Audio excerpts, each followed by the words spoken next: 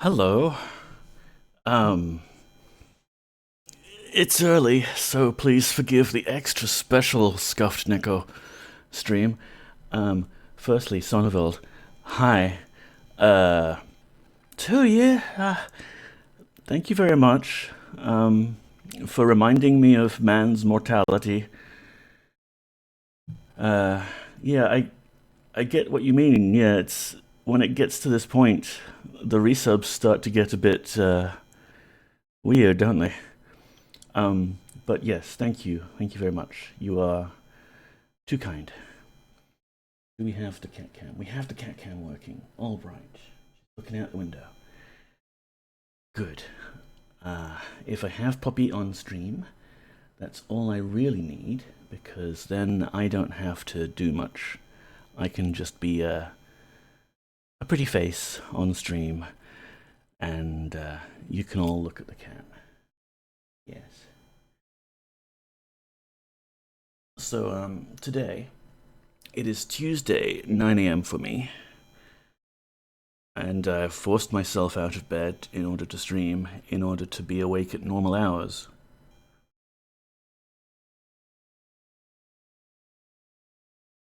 Fish!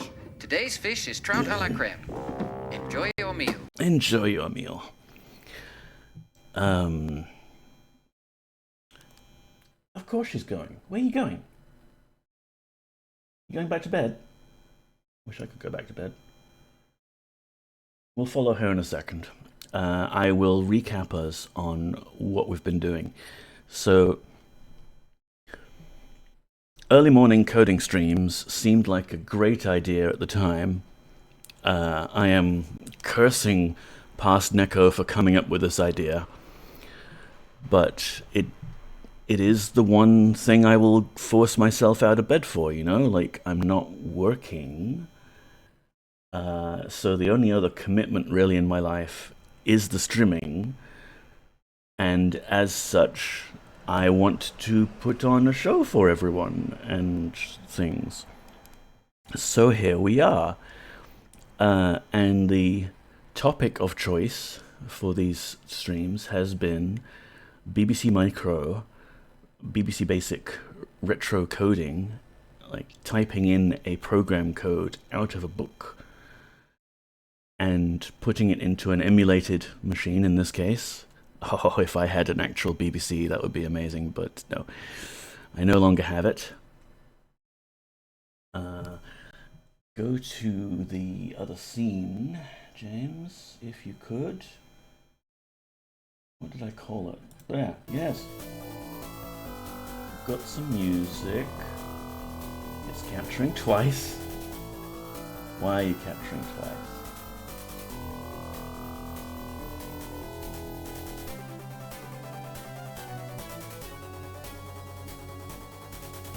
OBS, where is your audio?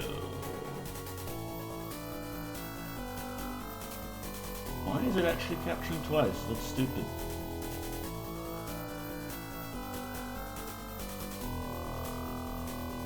All of these are on like a combined output.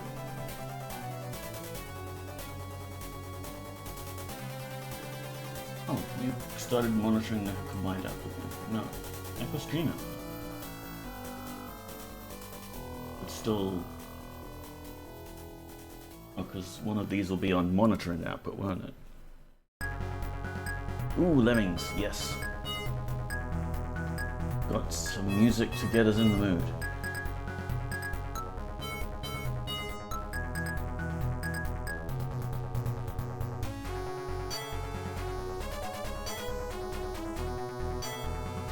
Well, it's still doubling up is the problem. I'm only hearing it once, but I can see OBS is capturing it twice.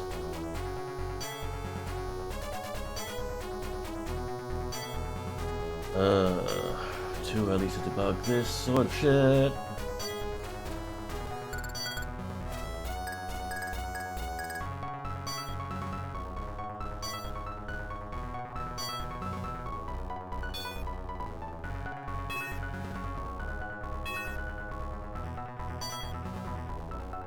I mean, I could turn off game capture for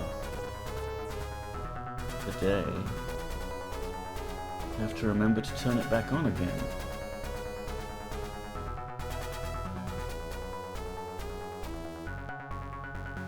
Alright, that should be good for the musics.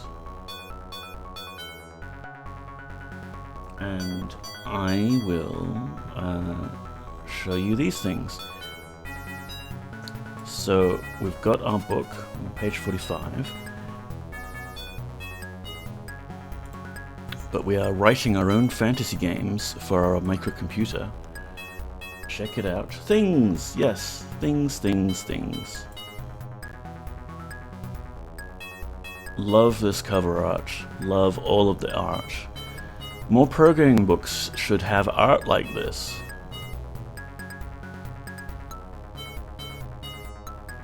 Like, this can teach you things. No more of these dry textbooks with a couple of UML diagrams on them. That sucks. You want people to get into programming, show them a cool dwarf guy. Tough and violent despite being small. Has some lesser magic abilities like seeing in the dark. You too can make this guy if you just type in all of this stuff and have a bit of imagination to go along with it. So this game is a typing game, and it comes in 3 parts. So at the very first, we typed in the level generator game, the level generator code, and made ourselves a little dungeon level. And then we typed in the program code for the character builder and ran that. And finally, we started typing in the actual game code. The game code is quite big, and we haven't finished yet, but we're close. We're close. So we might be here. Which listing is this? Yeah, here we go. You're over halfway through the game module listing now, so don't give up. We must not give up. We must accomplish things to get the serotonin. We need the happy brain chemicals. I want little goblin things reviewing my code too, Son of Alt. Yeah. Like, get these guys to show up on GitHub PRs. $1 million idea.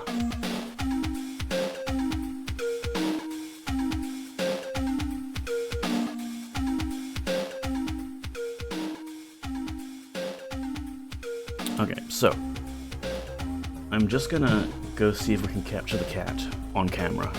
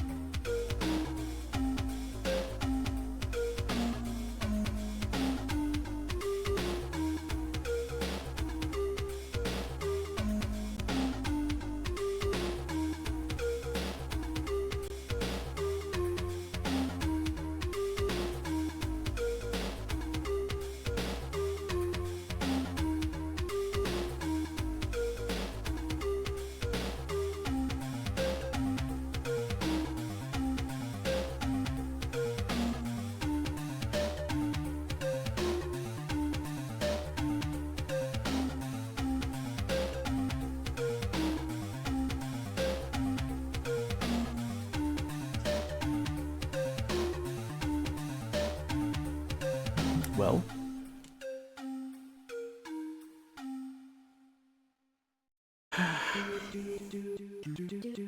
we did get her on camera, and then of course she decided she didn't want to be on camera, and she moved. It's fine. She will probably go back there later. Here is our BBC microcomputer, 32K, and we're gonna load it up with a disk we've got...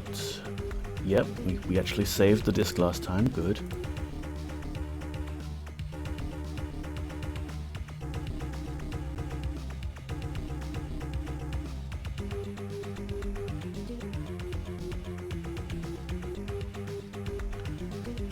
And then we can do the star... Oh yeah, that's right, the keyboard is messed up. Star cat command. Enjoy the look, Sonneveld.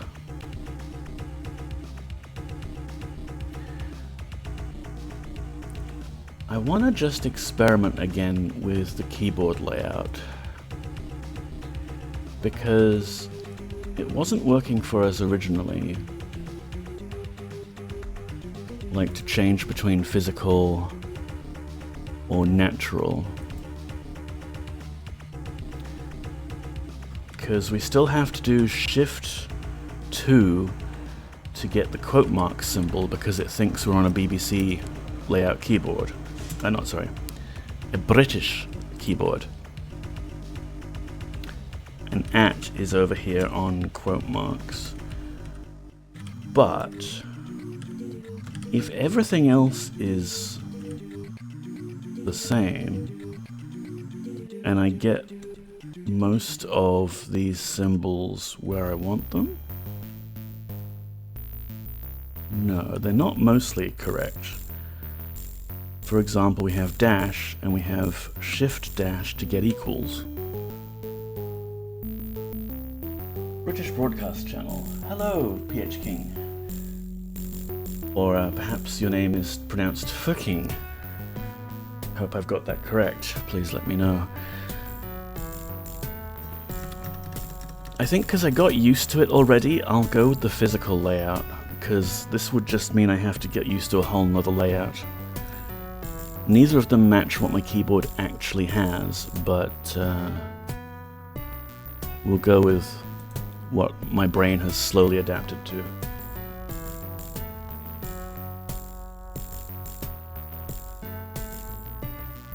Got it right the first time. PH King. King of acidity levels. Welcome.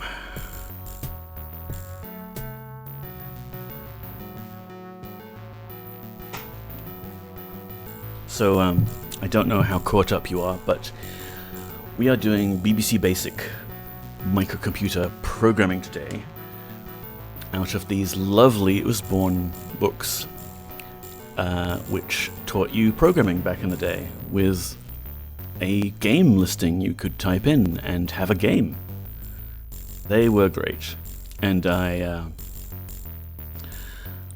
found this book in a library one time. Thought, like, just flipped through it. Thought this was pretty cool. I want to try this. Put it down.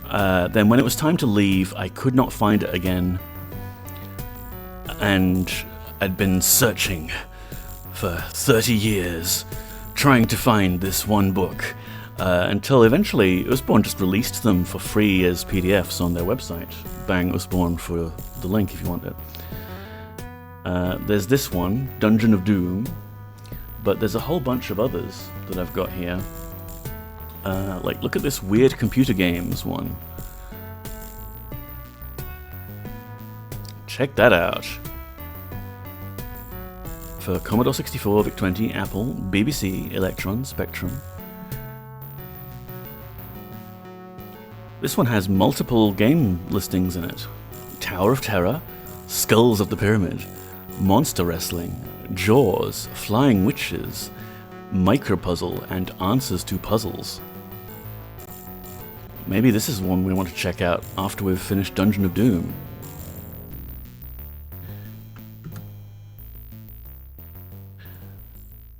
But for now, let us see where we were up to. Load. Okay, load. Doom.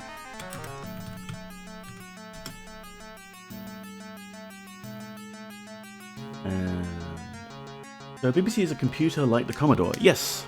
In fact, it uses the same processor, the 6502. and shares a lot of things in common with it. They came out the same sort of time. I don't know which came first. But the BBC was, it was sponsored by the British Broadcasting Corporation of England. So they wanted to do a show on the TV about programming, and the government wanted this show and also a computer to go along with it that they could encourage schools to go with. It was this big initiative to get kids into programming. And the BBC looked at a bunch of contracted people to do it, and Acorn won the contract. Acorn Electron was basically the pitch for the BBC microcomputer.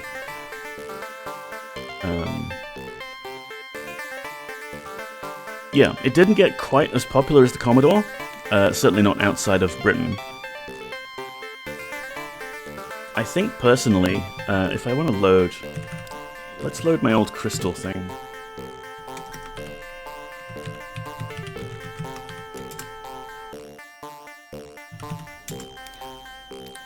You can see the colors are quite bright, and we're just using 8 colors here. The BBC did have 16 color capability, except that those extra 8 weren't different shades of these colors, they were blinking colors.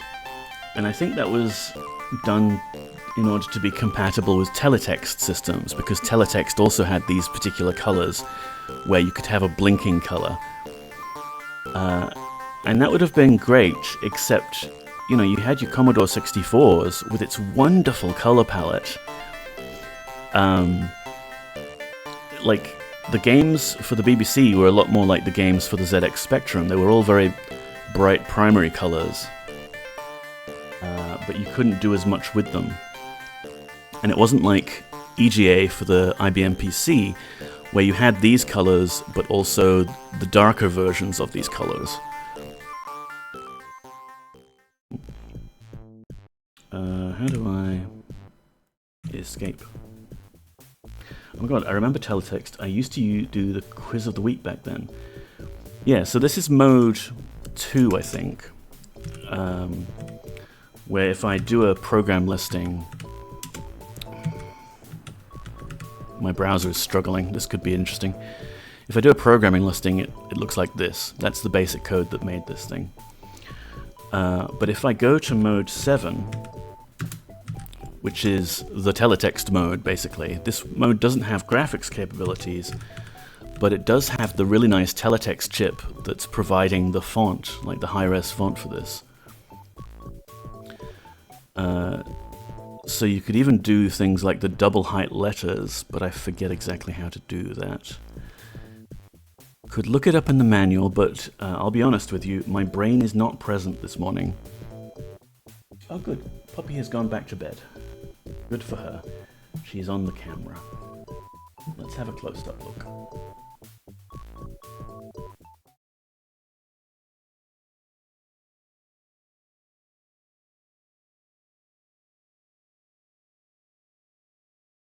She's being fairly motionless there, looking outside the window. Maybe there's some birds. Probably replace this live video feed with a static image, and no one would be any the wiser. Where's my game screen? There we go. She's such a cutie. Oh, thank you. I love her very much. And I know, it's a coding stream. You need something attractive to look at. It ain't me. It's not the code. We have a cat cam. Cat cam is important.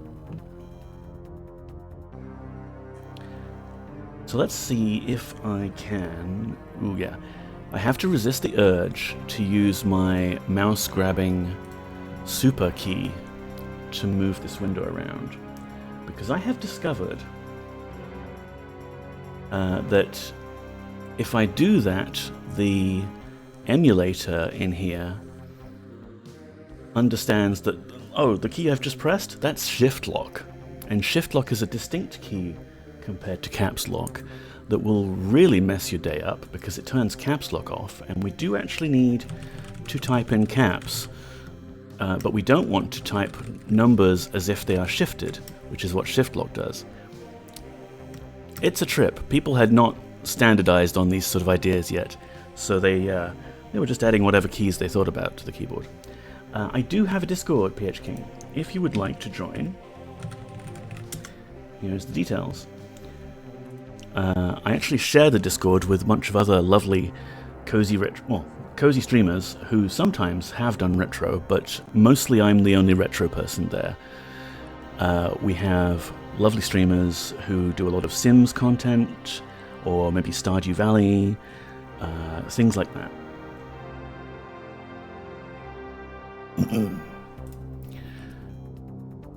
So there's the code for the crystal program, and what I can do is load lad. It's very difficult to type in this emulator. Load Doom. Okay, we have loaded our Doom, and let's list this program. So we were up to line 2310.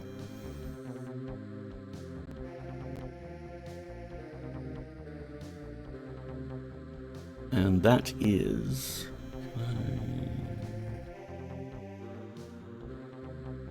yeah. I want to make sure I can still see stuff, but you can also see the code and etc, etc.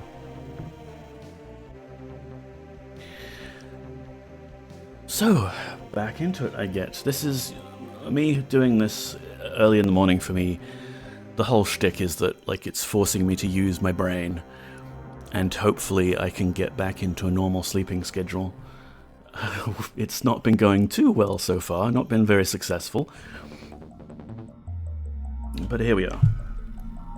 Just chill and do some programming.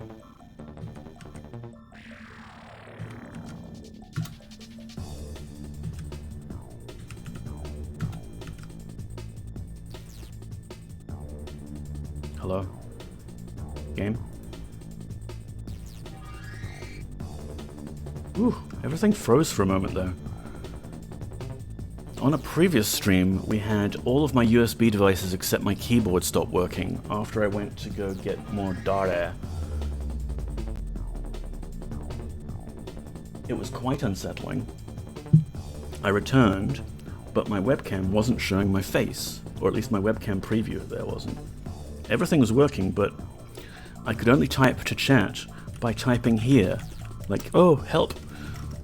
Like, I couldn't switch out of the emulator because that would require clicking.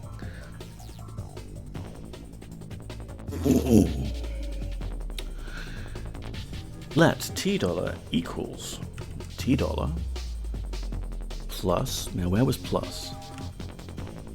Churs. I'm having to touch type, but touch type with the different keyboard layout in mind. It's very unsettling. Plus NX. There we go. That's a crazy situation. It was, PH King. It was like all of the USB ports decided to die, except the one that luckily my keyboard was attached to. So I ended up getting my emergency backup wireless wired mouse and plugging it into the keyboard port. So I could type or mouse, but not both. So by the end of the book, what will you have? Full working game? Yes. So if we do star cat, you can see we've made a program called chargen, which is like rolling your D&D character.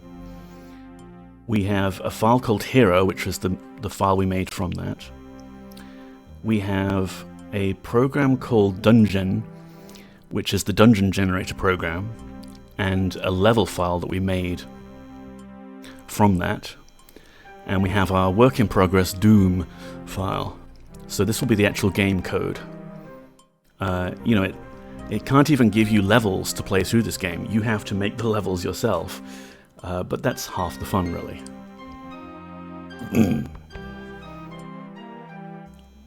So 2330. Let T dollar equals T dollar plus chrs of OS plus NY. So it's interesting, you know, like you're typing all of this code in, and to a novice, it will be just kind of nonsense. But they do have occasional comments left here in the code with these cute goblins saying things like, S dollar is the string array containing saved graphic symbols. Here, S dollar is loaded from the dungeon generator cassette. So it's teaching you a little bit about the structure of the program as you go. And also there's been whole chapters, well not chapters, but pages dedicated to explaining how the general operation of the program works. And as you're going through, you're going like, oh, this kind of looks like we're doing the display of the dungeon map and things like that. Don't worry about brain fog. I'm still up at midnight in London. Thought some Twitch will help me sleep. Thanks. I really appreciate it. You know, people coming by, seeing me do whatever.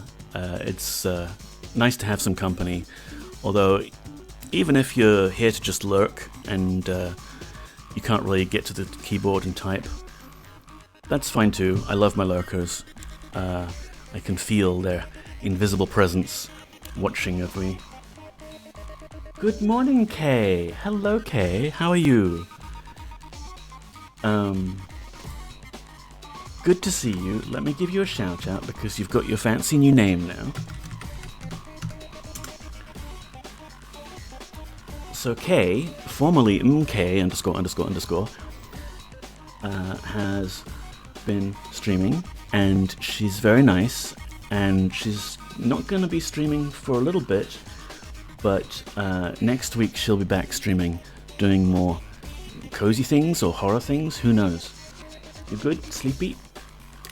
That's good. I am also sleepy. I have one of these I can open up later, and I have Dare coffee flavored milk. Yes, I'll be back Monday to catch up with everyone. I will look forward to it. So yeah, Red Bull, love it. It barely does anything for me anymore, is the thing. I'm not sure if it's just that I've got my caffeine tolerance up too high, or if it's my unique biological situation where I don't necessarily produce adrenaline and things like that. Red Bull is just nice. It doesn't really give me a big kick like it used to. It's my poison?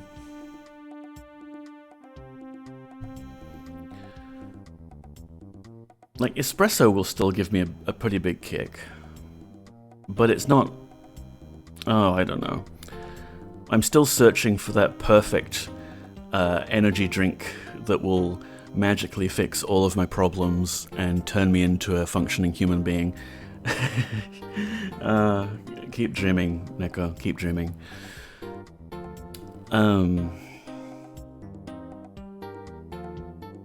Yeah. I think the trick now is, like, we've fixed most of my medicines and things, my hormone levels. I just need to be out during the daytime and get daylight and trick my brain into thinking that it's daytime. I want an espresso machine. I've mastered caffeine. You have no power in my domain. 2, 3... Wait, which line is this? 2330, 2340. Let $t is equal to $t plus churs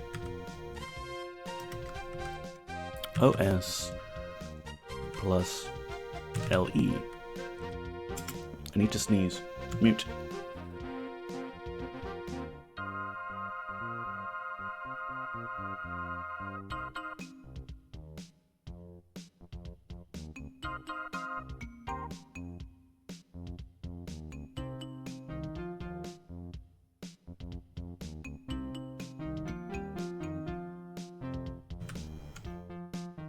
I hate the light. Daylight, what's that, lol? Oh, sneezing again.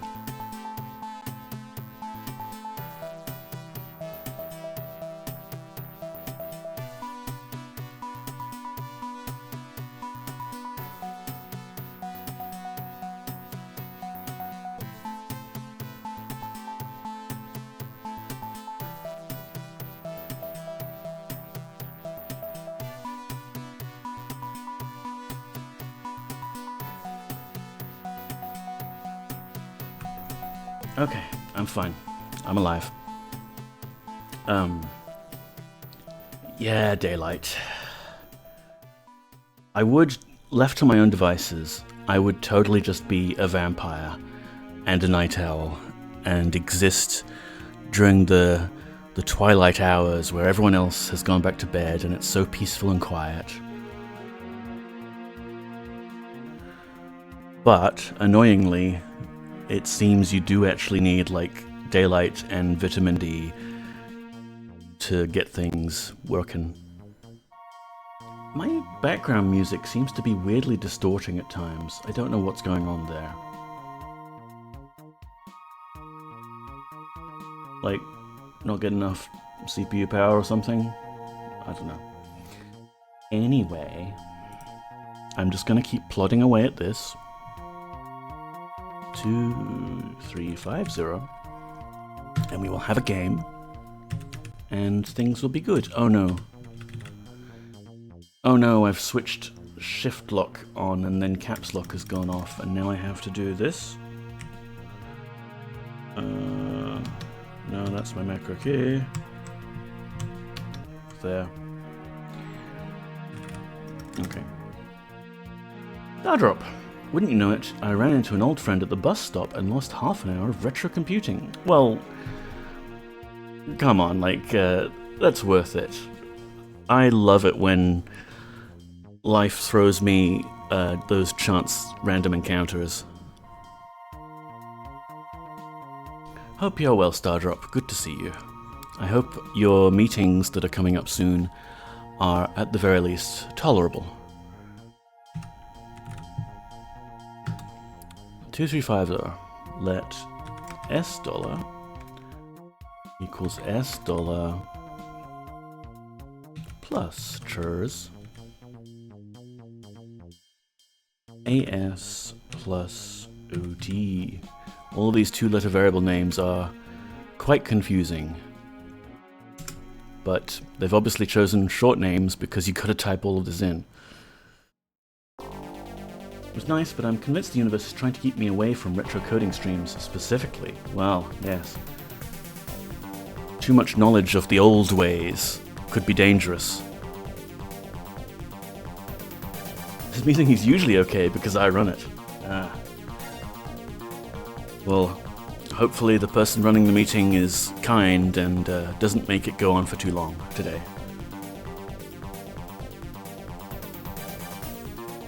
Arcane mysteries, exactly. The strange incantations that you have to type in to make the magic happen.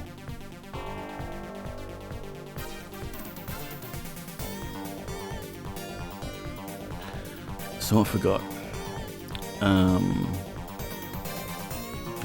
No, you need a line number first, Neko. 2360.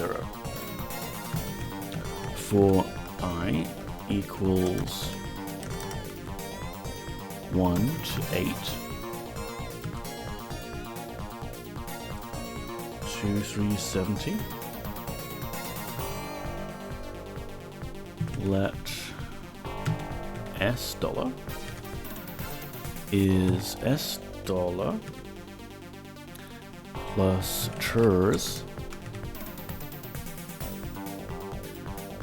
f of I clothes paren. Is that supposed to be AS or RS? I think it's AS.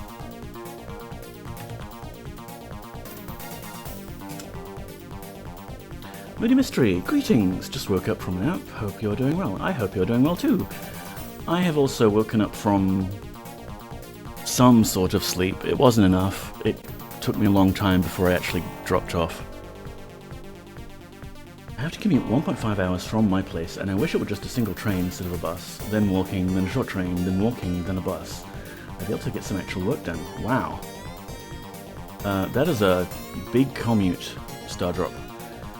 I remember when I was working in Piermont, I had to either take a train and then the light rail, or what I ended up doing in the later days was I would take a bus round the back way, and I would take the light rail going the opposite way and get up to Piermont that way. Because then I would avoid the peak traffic, you know, going through the city. That being said, Poppy does not seem to wake up, lol. Oh, she's been up and about,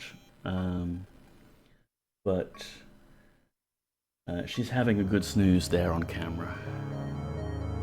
Definitely AS, yeah, I think so.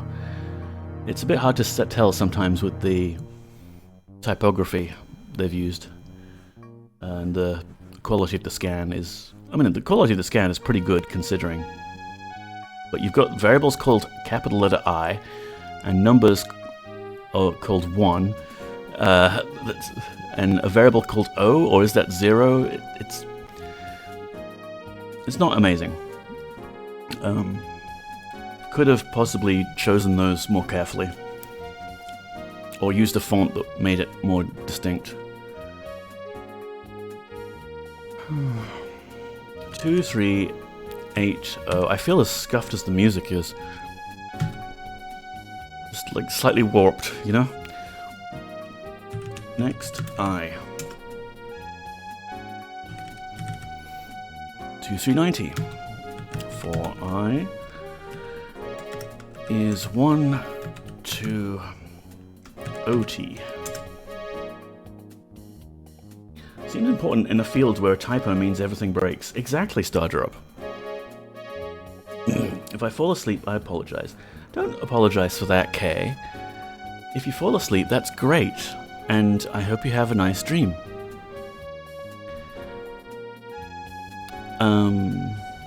232400. Okay. Let $S equal $S plus chrs of O of I close paren plus AS. So this whole thing is building up a string called $S, and it's packing it full of characters that are pretending to be printable characters, but actually they're bits of game data. So this is actually the game saving your progress.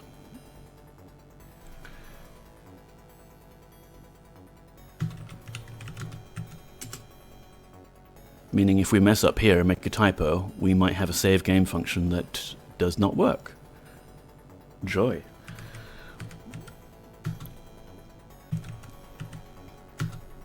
Although it's pretty amazing that this comes with a save game feature. A lot of games of this era just, you play it in one sitting, that's how you play it. And it's hard as nails to add longevity to the game.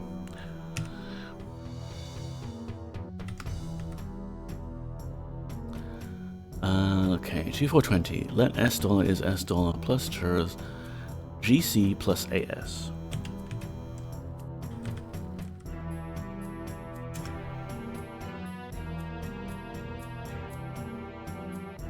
$430.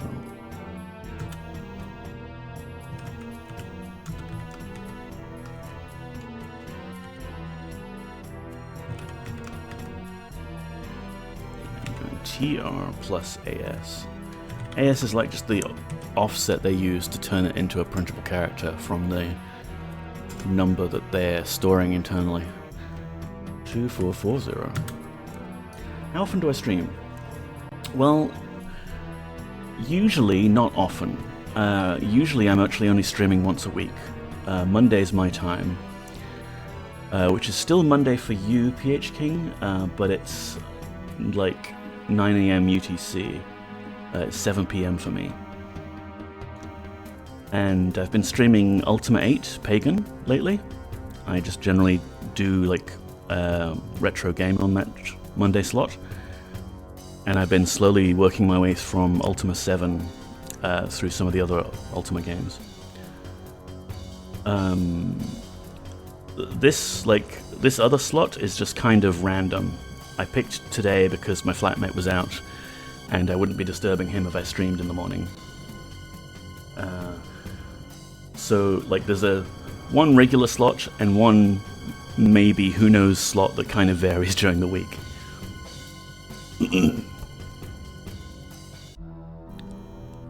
2440. That said, I've apparently been doing this for over 2 years, which, what? How? How did that happen? Let S dollar is S dollar plus, no, that's dollar S, plus C dollar. 2450. M dollar is any key to save go sub 370.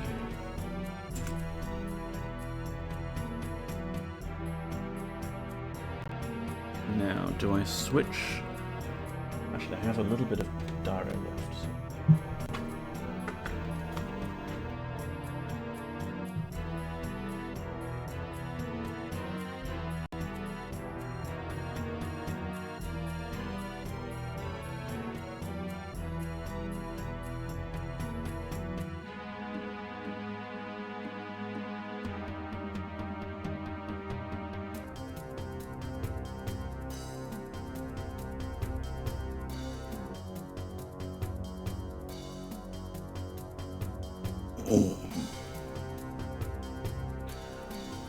Definitely going to stop by for some Ultima. Never actually played it myself, but I want to get into retro gaming.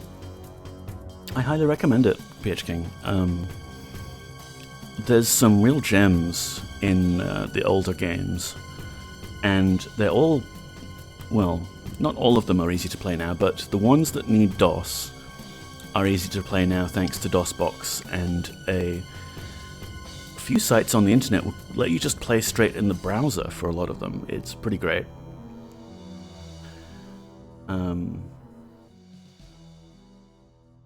And the Ultima series in particular, yeah, it's special to me because it was pretty much my first computer role-playing game. I was very spoiled in that I started with Ultima 7, The Black Gate.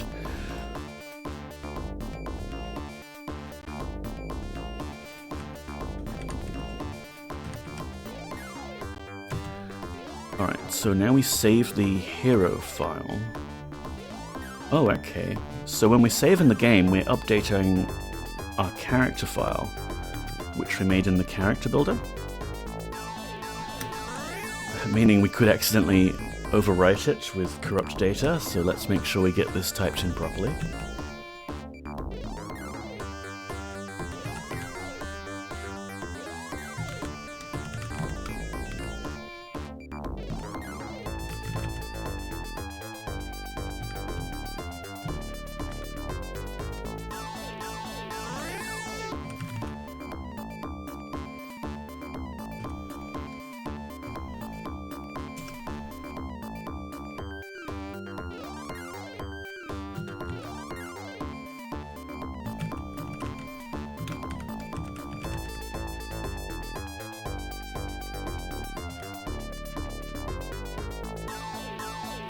Oh wow, it even saves the level file.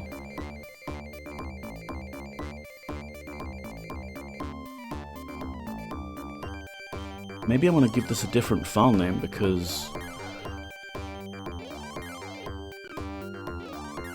I don't know. It's designed around you saving things to cassette. So we would be saving this file on a cassette, which is, you know, not overwriting your actual initial level file.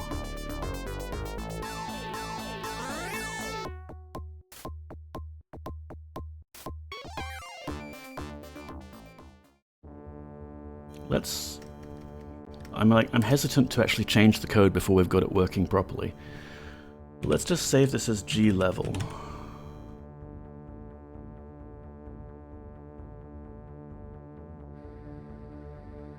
Just in case, because I don't want to overwrite our hand-drawn dungeon map.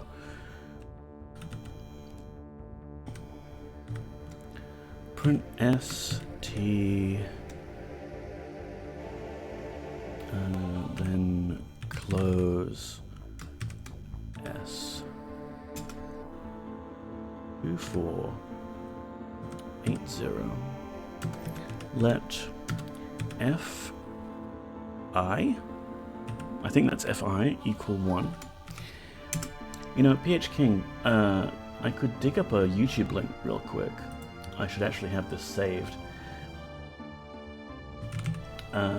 My friend MZizzy made a very nice little YouTube tutorial on youtube.com. Oh, of course, I'm typing in all caps. Amazing. Let me turn caps lock off. Thoughts. Talking. She made a video on YouTube on how to play DOS games in 2024. No, we don't. No DMCA strikes, please, Zizi. So I can link it here in chat.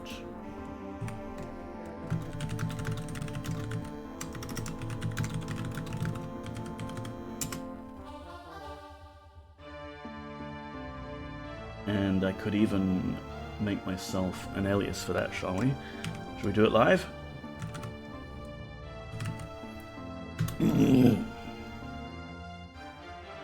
Info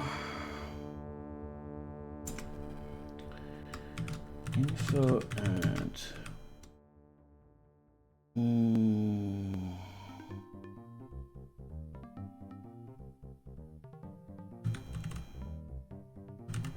DOS how to? Yes.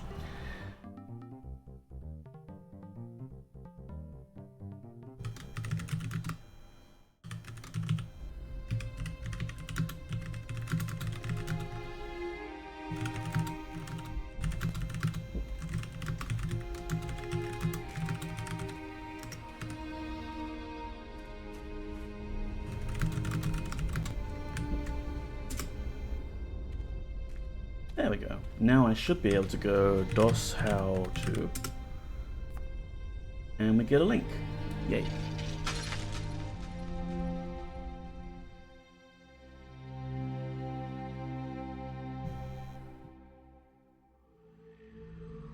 So that was the end of that bit of code, and it continues up here.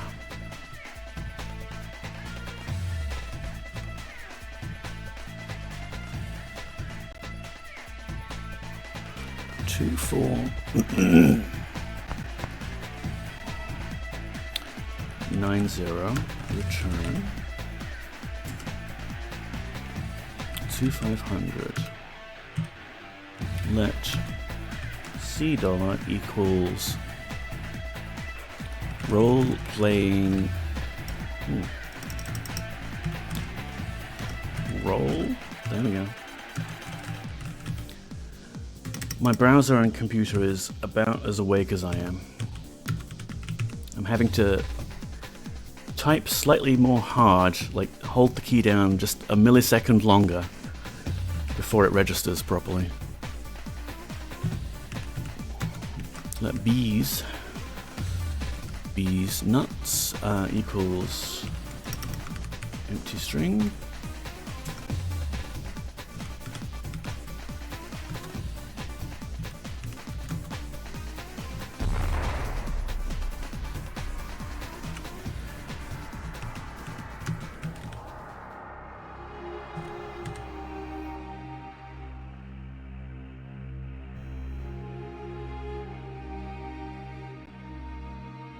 Now, do I need to change these numbers? Because there's a bunch of symbols next to this line, which indicates that for your different microcomputer variants, there's different lines, like alternatives, because the BBC Basic is slightly different to Commodore 64 Basic, is slightly different to ZX Spectrum Basic, and so on. But I think the symbol we use is the pentagram, appropriately, and this is a filled 5-pointed star, so we don't have to change that line. Okay.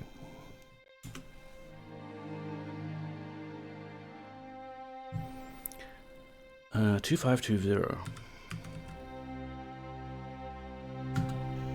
For I is equal to 1 to W, let B's equals B's plus a space character next I. Go on. Incoming! We are all doomed. Are you talking to me? Behold the future. Oh man, you gotta let me attack something. I'm on it. Please. Oh, please. Not in the face. Good thinking.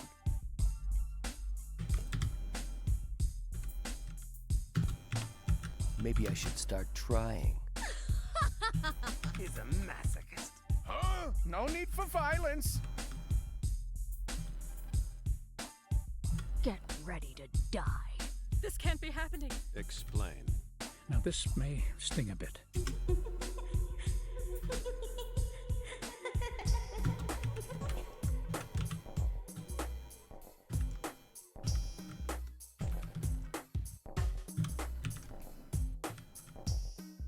I don't like the sound of that. Heads up, we have company. Happy to die. That hurt. Whoops, sorry about that, Kanoko. Pinocchio, this way.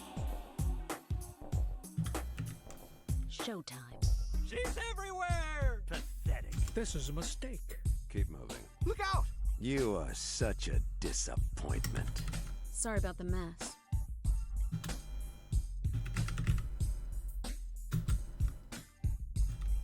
Where is she? Dead? She was weak. You gotta be kidding. Well, excuse me. Is this absolutely necessary?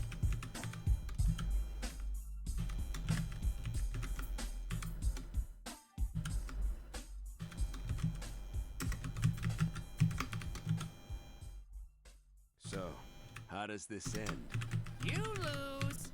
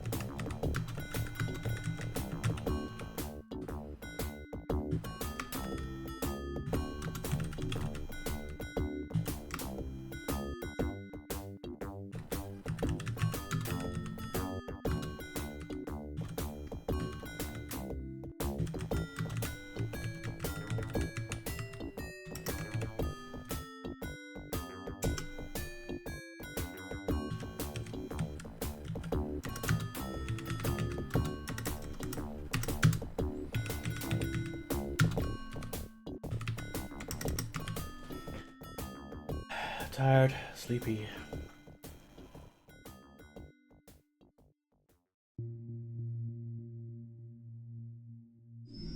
Oh.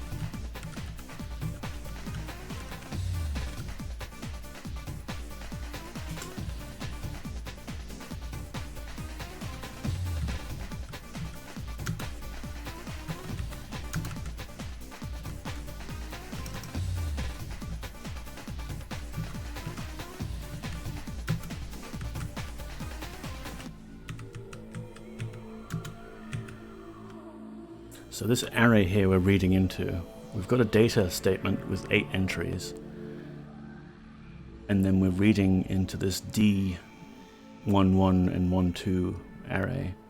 I saw this used before in the program, and it's actually like a shorthand for direction. So it's got coordinates like 0, -1 for north, I guess. This music makes me feel like I'm a Hacksaw man from the 90s. That's good. The playlist is a bit all over the place because I just threw some stuff together at the last minute 4 weeks ago. So there's just a bunch of everything, really. Time for you to be off. Have a good meeting, Stardrop. Don't let that asshole who's running it bully you.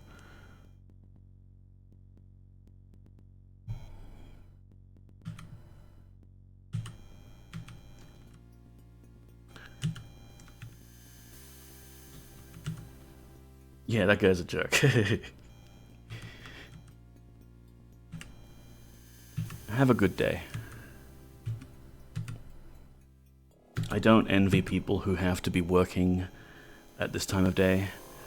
I'm struggling just to do silly little programming things for my silly little serotonin.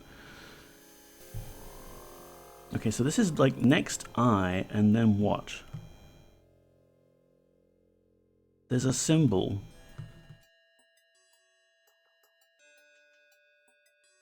Is it a page number?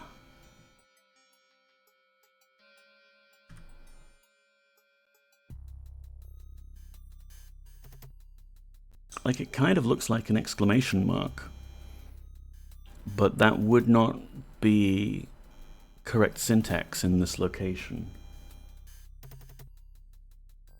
Very strange. I think we're going to ignore it, because it seems to be the end of the line.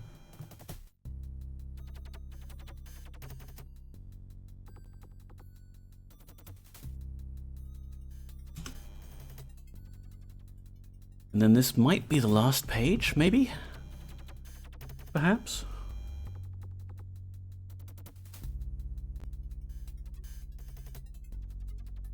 Please?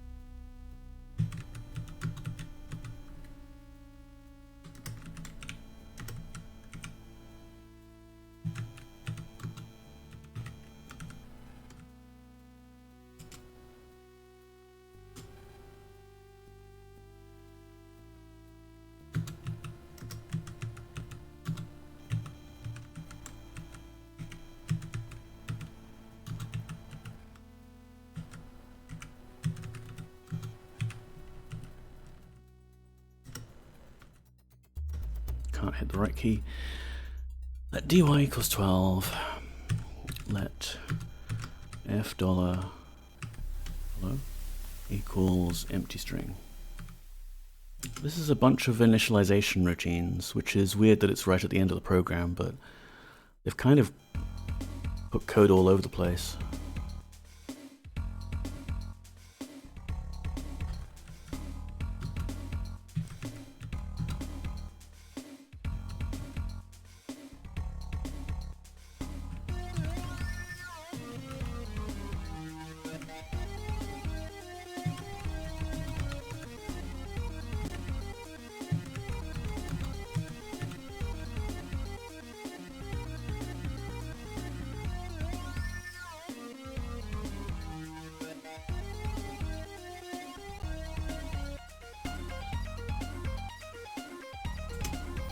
Okay, we really need to zoom in on this stuff because it doesn't make sense.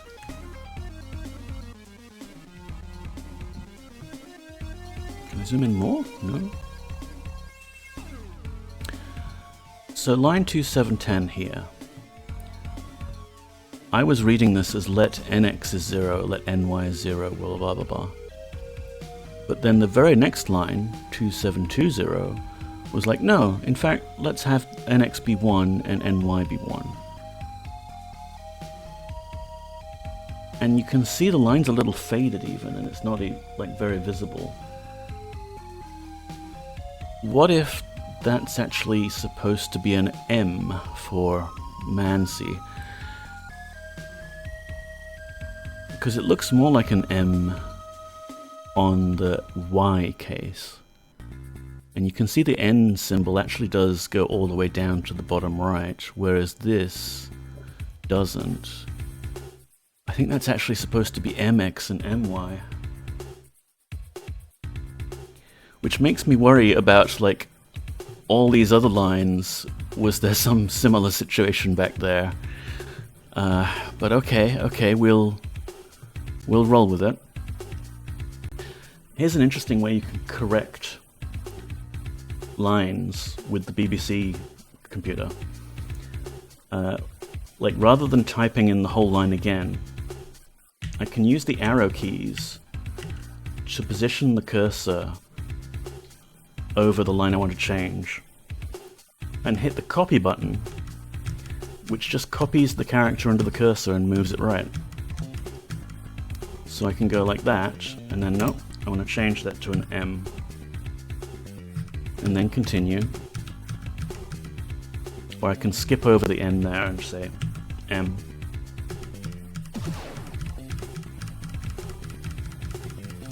And just keep copying it by hitting the key repeatedly. And there we go, we've changed that line.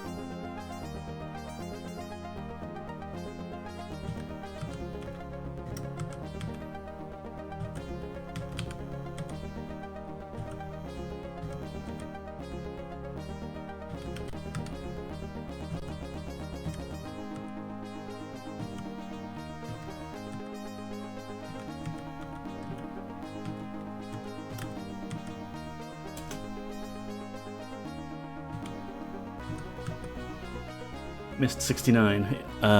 Did I? We started with 69 there.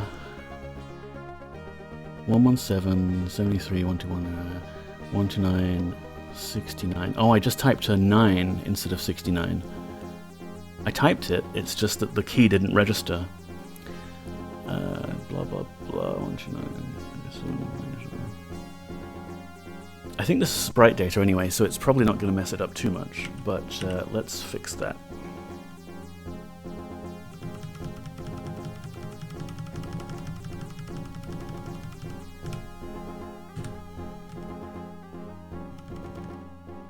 I could have opted, and possibly if I do this again, I will. I could have opted to use a different emulator setup where it would actually let me type the program code into a normal browser code entry window on the left, and then it would inject it into the emulator using magic. And that, of course, would let me type with a bit more accuracy. But for this first stream of this, like, retrocoding stuff, I wanted to be as authentic as I could and deal with, like, how people would have to type this in by hand back in the day. Errors and all.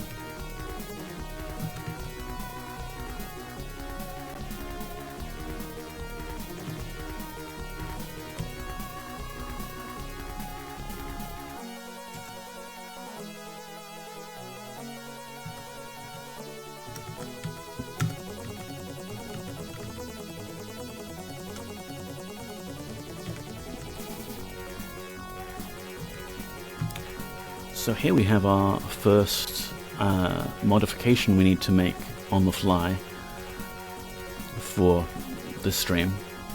You see here it's got paper 1 CLS, maybe that's a bit too small, and then paper 3 ink 0. Paper and ink are, I believe, the commands you would use for ZX Spectrum Basic. And we've got annotations here saying, well, for whatever, you need to change it to this. So for the BBC micro, we need to change it to color statements. Could you send me a link for the PDFs? I can do better than that. Was born.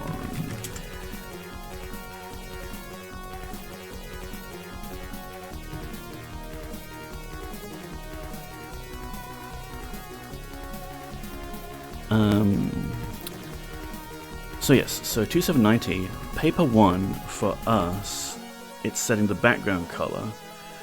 So we need to say color with a U, because this is a proper British microcomputer, and it spells color with a U.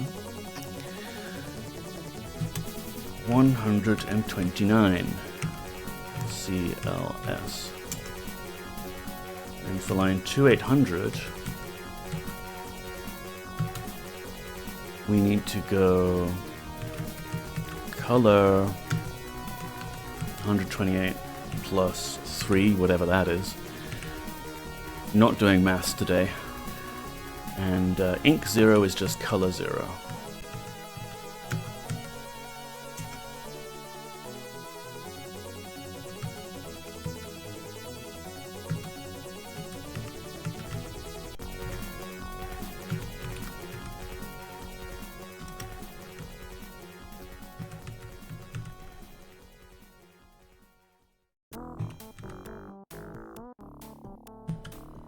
Oh yes, Commander Keen tunes.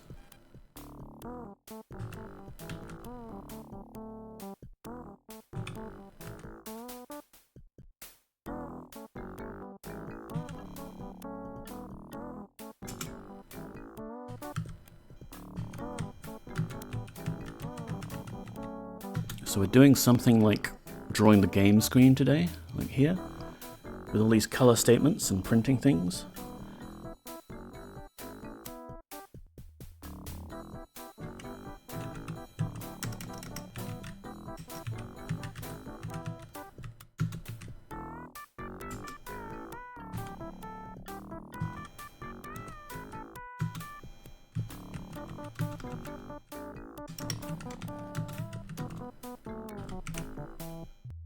Any particular reason you chose to code for BBC instead of the Commodore?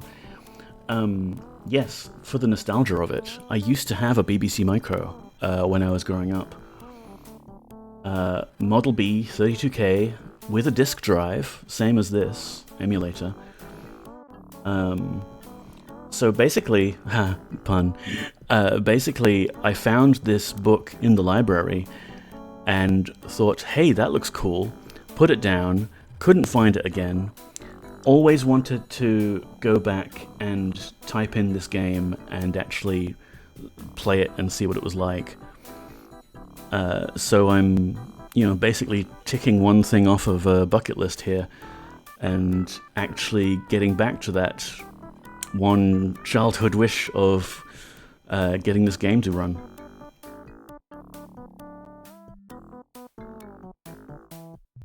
Yeah, I never had a Commodore 64, so I don't have quite the same nostalgia goggles as a lot of people do for it. I can recognize that it was a very good microcomputer, and it's the same sort of era as BBC and Spectrum and what have you. But I don't have like the memories of playing around with it.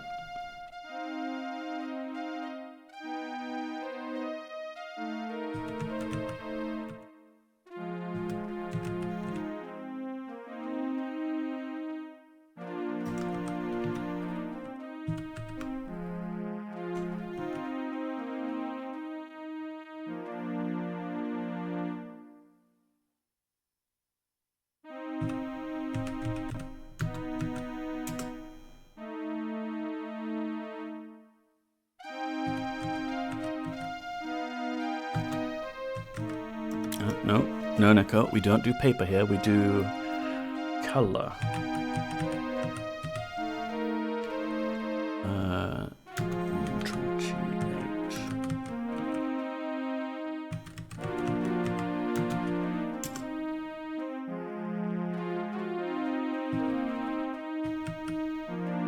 My first PC was a Windows 95 machine. Nice.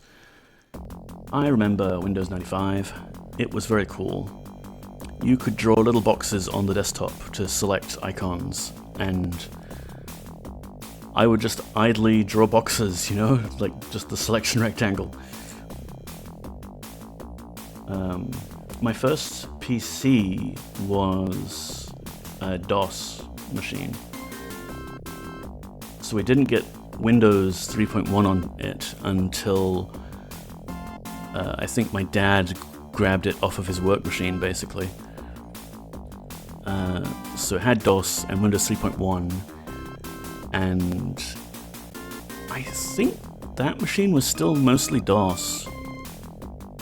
I think the first machine I got Windows 95 on would have been after I came to Australia.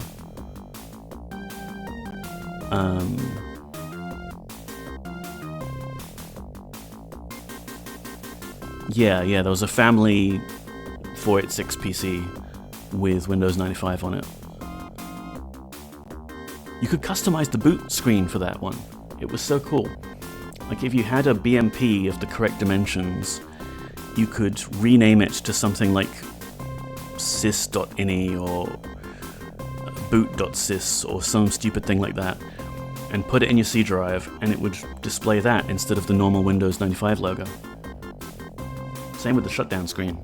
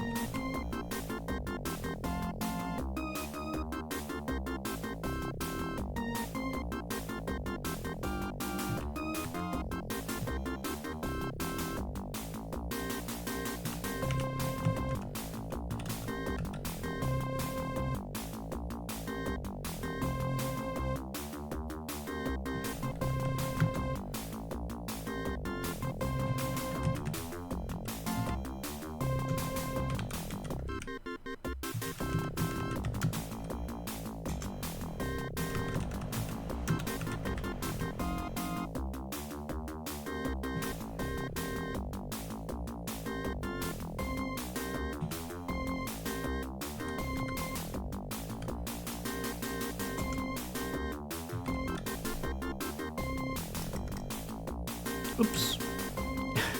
You see here I have accidentally not included the line number. So when I said print tab 1617 stir, the computer decided to do that immediately for me. And now my cursor is up here somewhere. Let's CLS to clear the screen. And list to get our complete code listing back.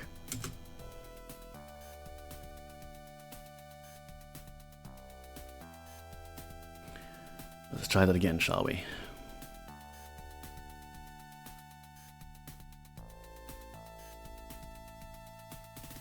Two 2870.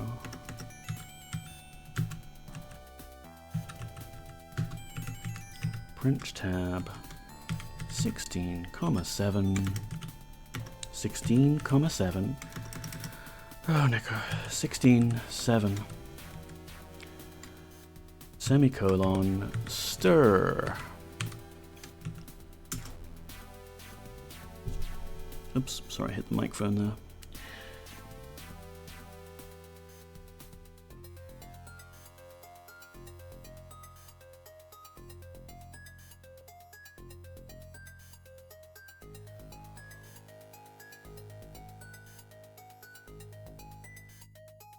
Mm, 2880.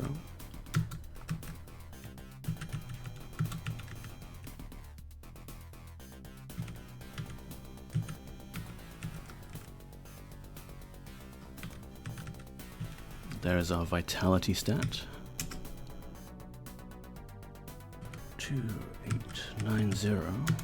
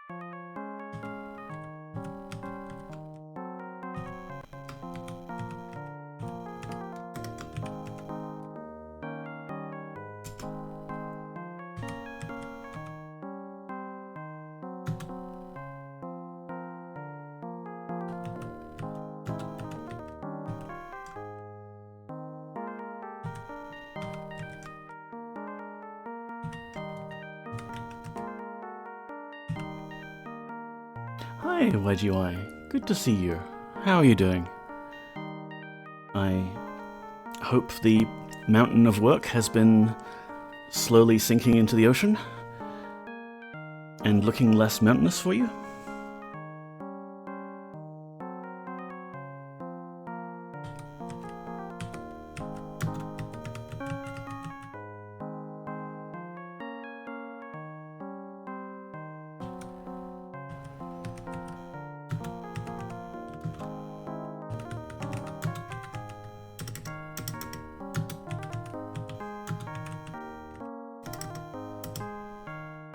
Doing well, thank you. Mountain's tall as ever, but it's not snowing right now.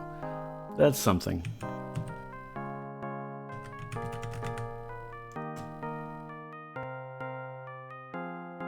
Alright, so there's some conversions for the specky. And then add whichever lines between 2940 and 3000 are indicated in the conversions for your computer. There doesn't seem to be anything specific to the Beeb.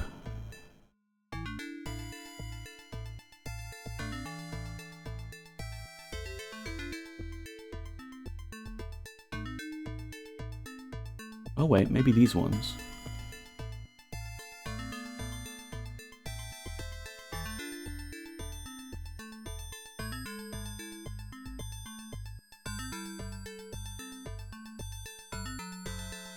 Yeah, we actually need to do these, don't we?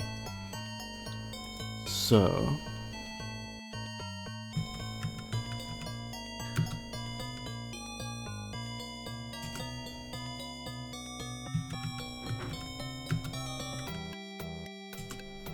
those ones we did already.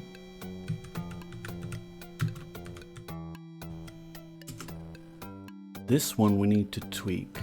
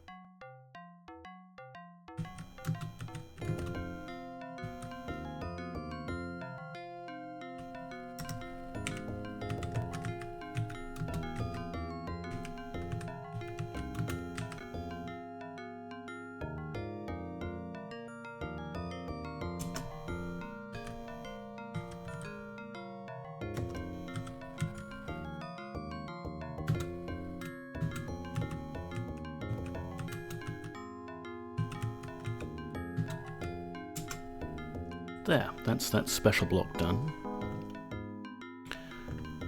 And we resume at line 3170.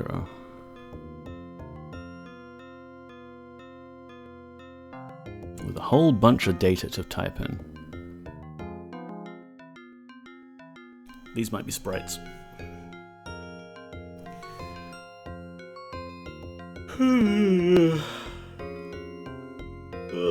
Let's save this to disk.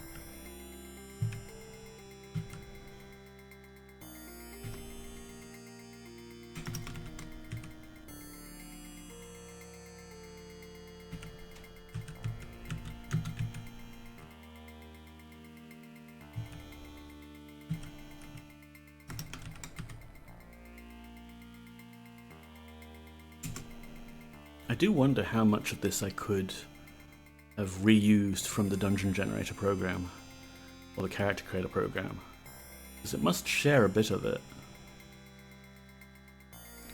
But copying specific lines to and from programs gets a bit complicated.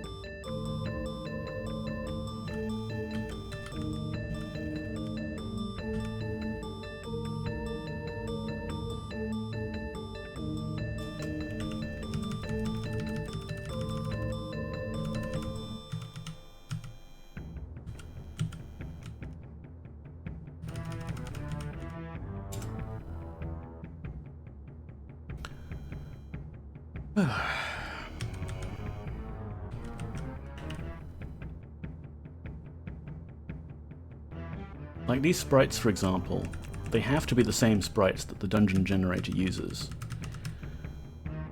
So I should probably be able to copy them out of that.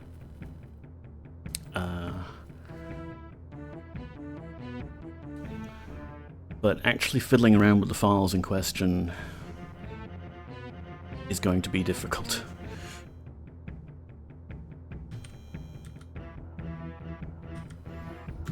If they designed this for people with a disk drive and not lowest common denominator cassette tapes, maybe they would have actually saved all the sprites as a separate file that you could load. Then you'd only have to do them once.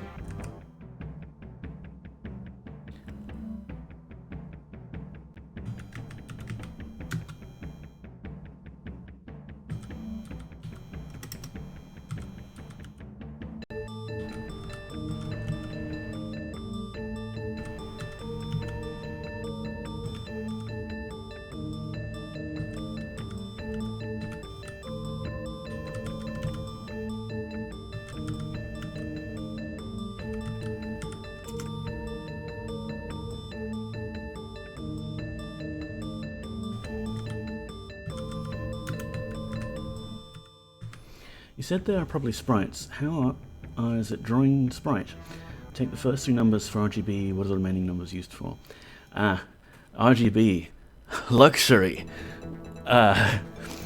In my day, we had black and white sprites, 8x8 pixels only.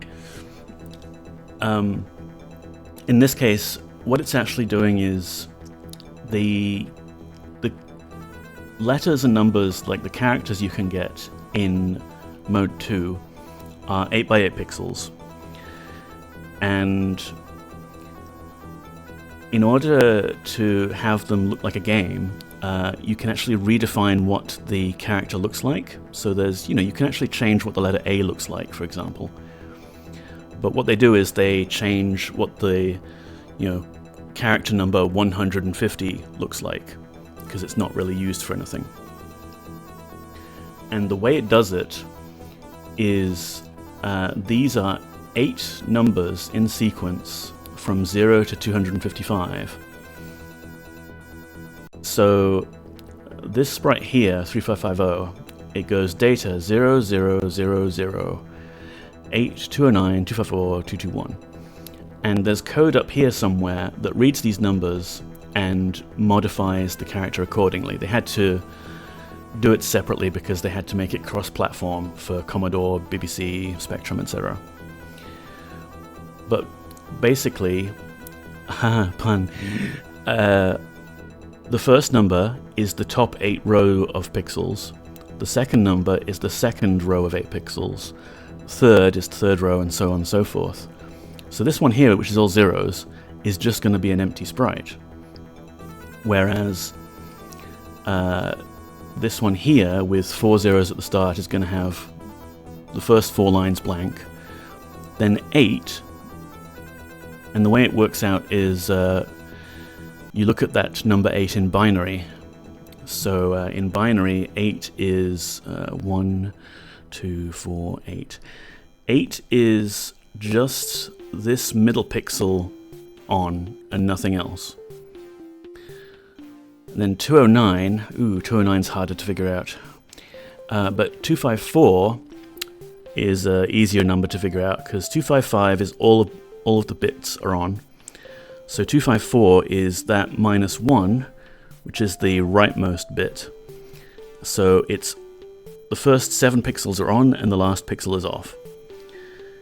I used to actually have a bit of graph paper, and I would sketch out my Space Invader or whatever character you wanted to put in there, and then manually add up the columns to get the number for each row. I could probably demonstrate.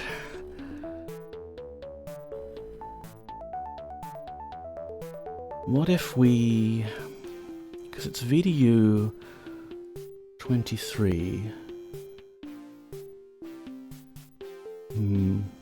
No, my brain's not in it to do a live demonstration. We are getting close to the end though, so when we run it you'll get a better idea of what things actually look like in the game. And I believe, I mean, the PDF itself should have some instruction on how this actually works. I wonder if I can spot it.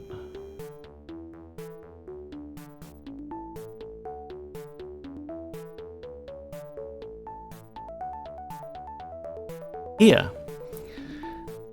So,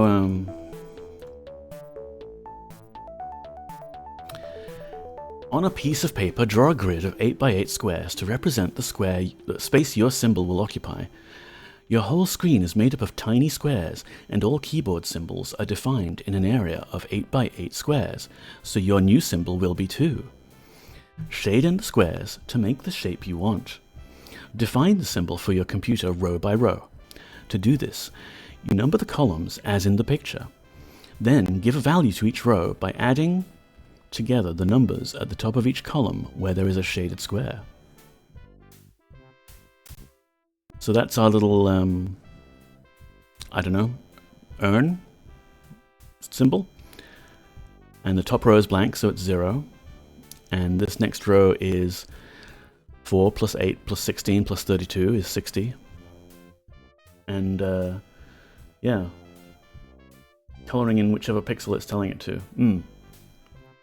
So you're basically modifying the RAM of the computer where it's stored its fonts, effectively. Like, this is basically just a custom font that you're making, except some of the symbols are game tokens. More complicated games can have, like, actual, 16 color, well, okay, 8 color in my case, sprites that are bigger than 8 by 8. And they're not modifying the character memory to do so. They're actually doing clever machine code instructions to write things to the screen. But for a lot of these simpler games, this is how you do it.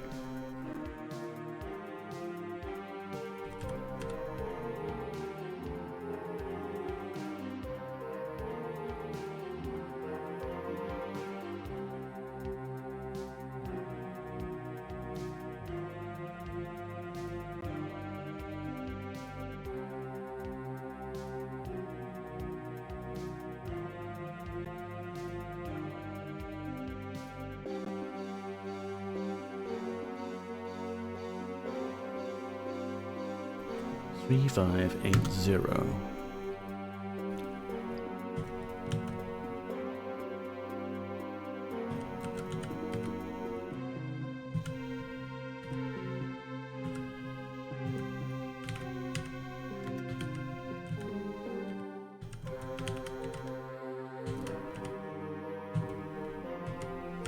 So happily, if I mess up one of these lines, if I mess up the actual number itself, all that will happen is we get a slightly corrupted looking sprite.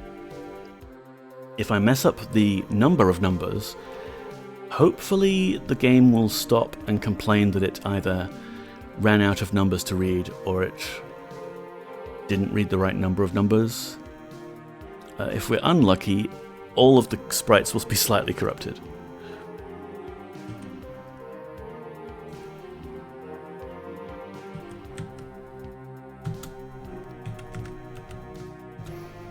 Some of the games that you would find in magazine listings, because this game is in this Usborne book, and its goal is to actually teach you a bit of programming, as well as provide you with the game. But some of the listings you would find in magazines of the era, 95, I'm losing my place, 93, 41, 31. Basically the entire game would be a listing like this, because they would include a small decompression program at the start that you type in, and then the rest is just data statements which get decompressed at runtime to the actual program code. And they did that to save space, but also because they didn't have to actually teach you anything. Like, it didn't matter if the stuff you were typing in was just a bunch of numbers. But the upshot was that they could sometimes include a checksum system that would actually tell you if a bit of data you'd entered was incorrect. So that would actually save you a bit of sanity. 93, 62, 99. Pretty genius way to work with what you have. Yeah, I mean, that's the cool thing about a lot of these retro systems and programs. They had a lot of constraints.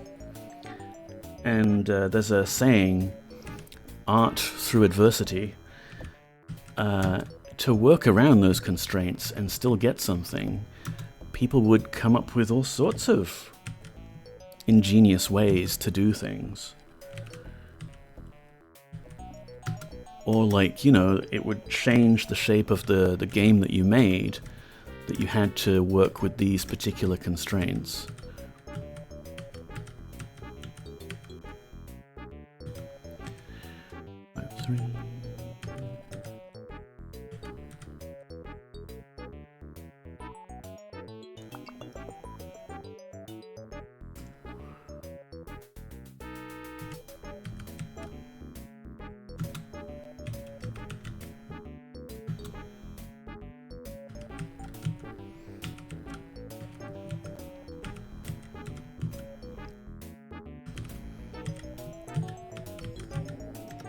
Hope I'm on the home run here.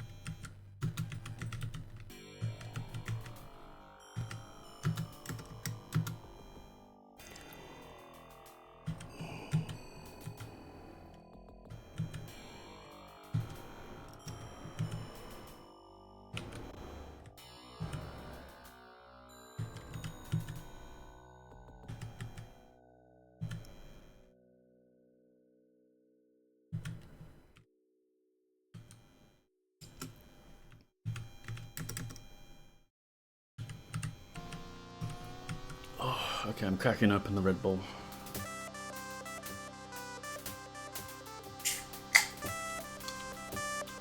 Need additional energy.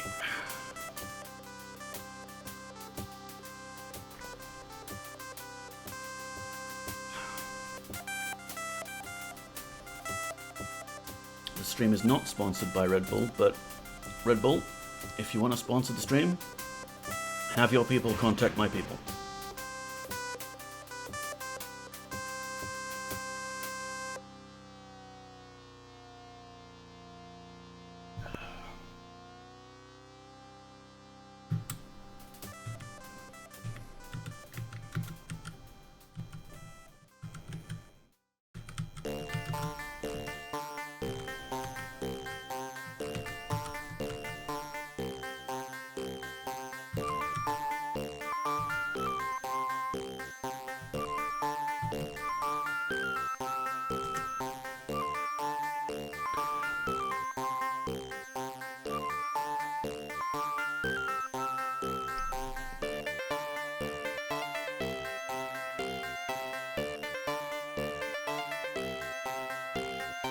So this says add lines 4000 to 430 from page 35, but that's for other systems. Whoops, no, come back.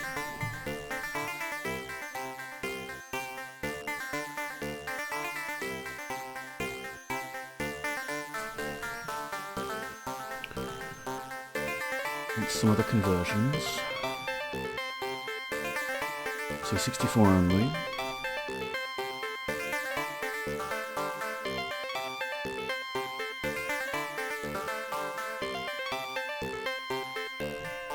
And then we're at the index, so does that mean we've actually got the completed program listing done? We shall find out. We'll save it to disk first, obviously.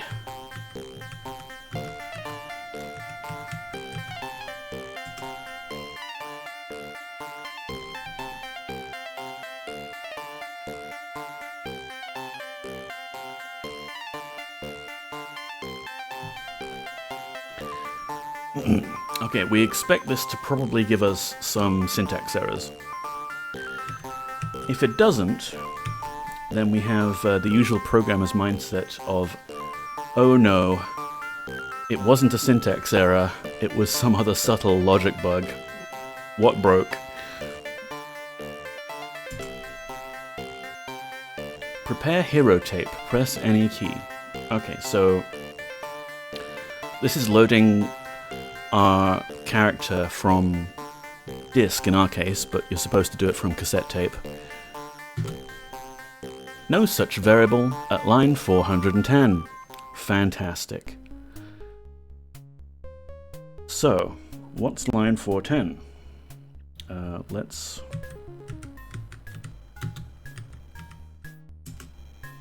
410, print tab 05, left string b string w, let m string equals empty string. So presumably it's complaining that we don't have either b string or w defined?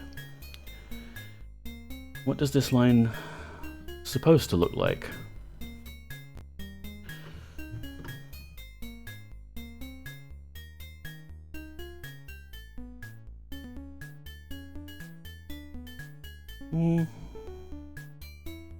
That's what it looks like.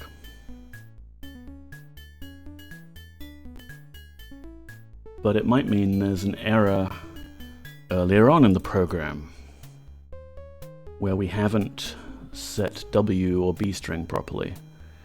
Unfortunately, it tends to have all of these go subs and go tos to set those things up. So where the hell is that?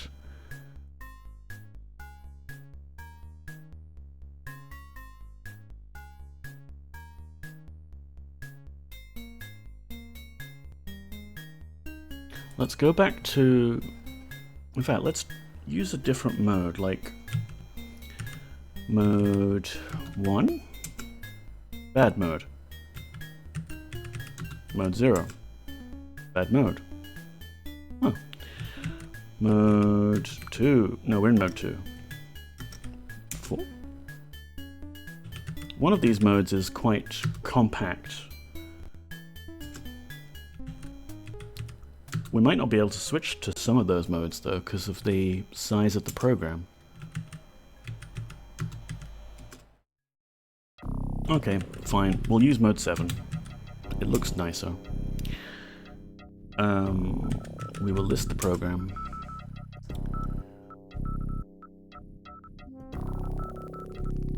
Let's list from like 300 to 420.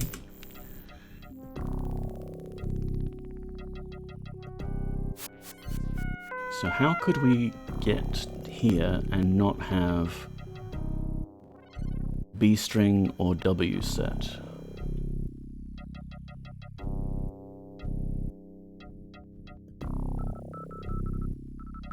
Firstly, I suppose I could try and figure out whether it's B string or W that is missing.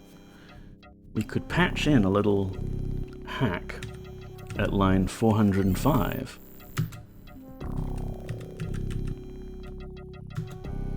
Print W. Try run the game now. No such variable at line 410. So it is actually $B that's broken. We can change line 405 to a rem statement now. It misses B string. So where do we get that set? Like, we're loading the hero from the drive. And this is where, like, the book has given you a fairly decent understanding of how the code is structured and how to do some debugging, because they know that it's quite possible you will need to do some debugging. Like here, common bugs to look out for. Whenever you are programming, there are certain bugs that frequently crop up. Take care, for example, not to confuse 0 with the letter O, or the figure 1 with the letter I. Remember that every letter, number, space, and punctuation mark is important. If you leave any out, or add extra ones, the game will be altered and may not even work at all. Oh my gosh, you're still going. We are still going, Stardrop. We are debugging.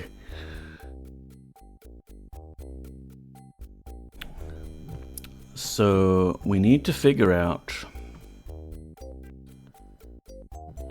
is this the right, okay, game module. So here's the game module. There's some code in here that sets the variable $B that we have not put in correctly, or perhaps that's just an error that you get if you fail to load the hero from the drive. We have our hero file, but here's where it gets extra exciting. We created that hero file using the character creator, and we assume that the character creator has no bugs and saved it successfully. But what if, dear listener, what if the bug that we are trying to track down is not in the game program at all, but in the character creator, and it wrote bad data to our hero file? Consider that madness for a moment.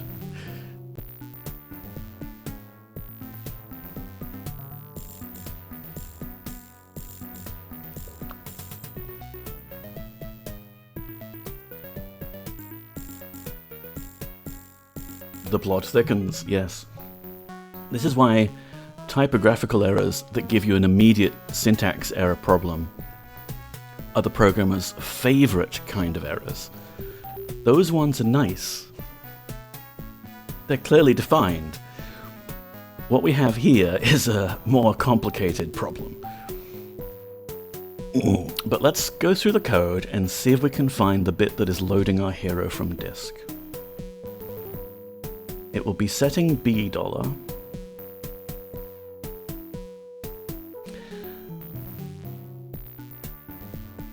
And perhaps we can then compare the code with what we've written and find some silly mistake like M versus N, like we saw earlier.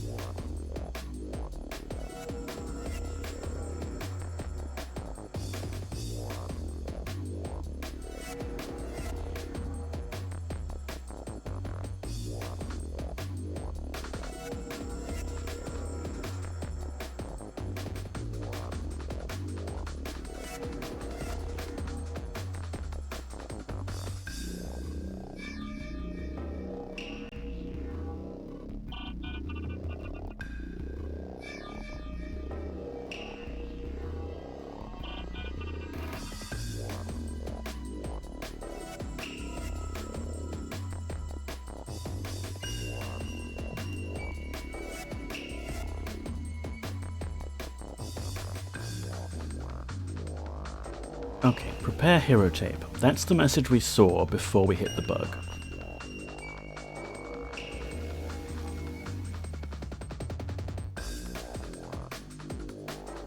Let's compare everything from line 2010 onwards.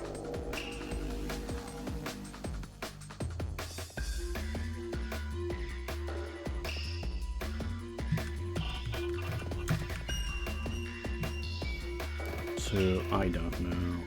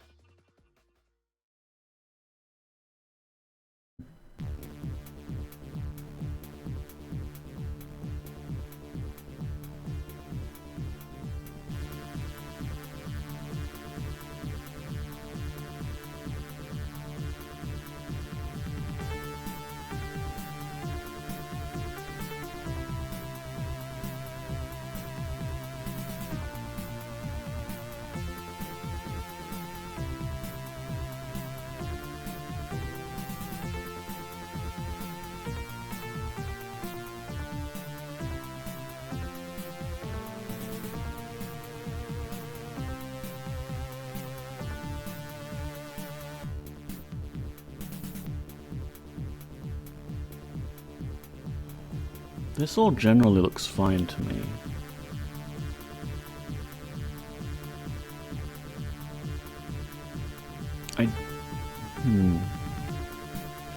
I notice we do go sub 370, but I think from memory 370 is one of those little sound subroutines that they've got.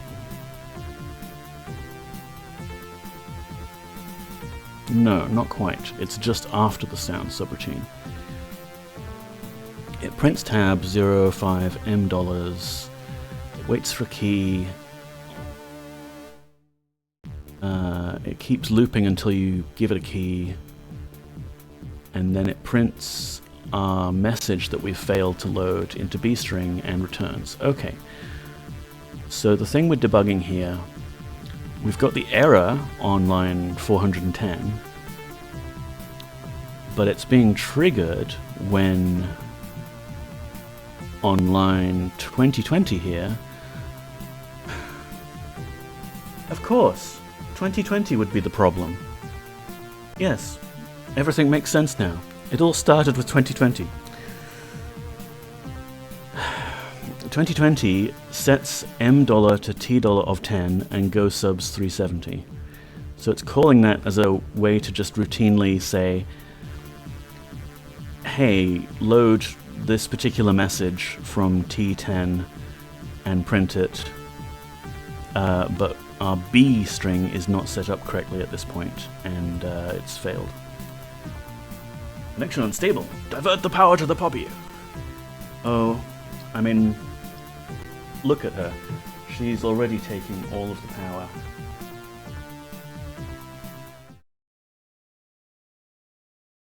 Look at her. All power is already being sucked into the vortex black hole of a cat in full snoozing mode. It's a miracle that my ring light is still functioning.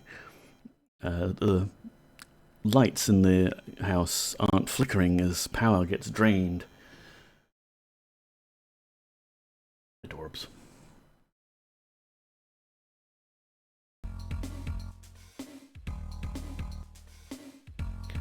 So the problem here is the game didn't initialize itself properly.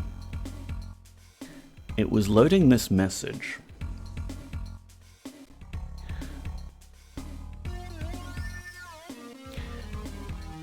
Which is weird, because it already printed tab blah blah blah prepare hero tape, right?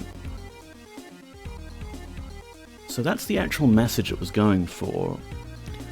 But then 370 is supposed to do something else, like it prints something and then waits for a key. If this were using actual, like, just BBC Basic, what they could have done is named this as a procedure, because BBC Basic allows for that. Def proc print message, you know, you could define it like that and give it a name and then call it by name. But again, because we're trying to make a program listing that works on multiple 8-bit microcomputers, we can't use too many machine-specific extensions to their basic, and everything has to be done with go-sub line number, which is harder to read, but, you know, we've got to make sure it works on the spectrum and things like that.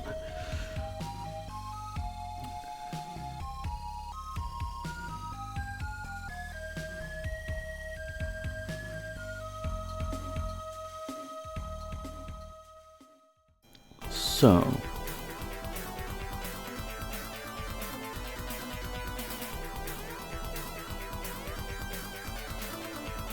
I wonder what $M is.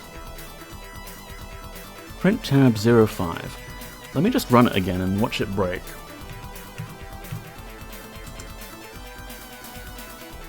Press any key. Okay, so that's $M. We've loaded the press any key message, and we're waiting for the user to press a key. And then we go no such variable. Cool.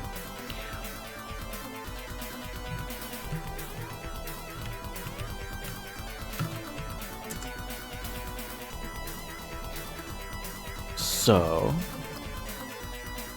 I think things like bstring were set up fairly late down in the program listing.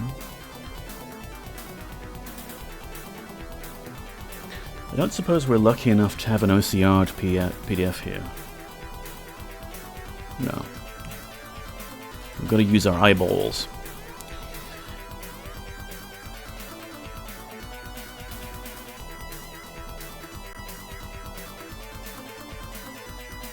What is the bstring variable for? And where does it get set? Why are we not setting it?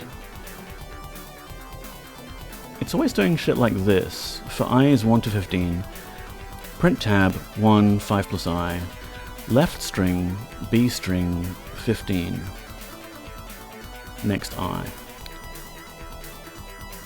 So B string is like the dungeon map, maybe?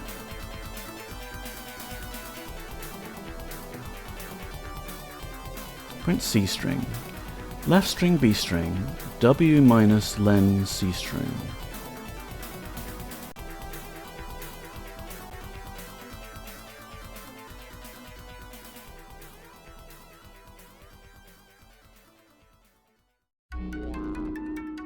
Yeah, I get the feeling that B string is the dungeon level. And stuff like this routine here, for example, it's printing a character, like a monster or the hero, and then it's printing whatever's left of the dungeon from that character, and then it changes color again and prints the whatever's on the... No, not on the left. 1 to 5, print left, BW, next I. What is this mystery variable? It would be nice if we could search through the code from the computer itself. However, we would have to write our own special program to do that, I believe.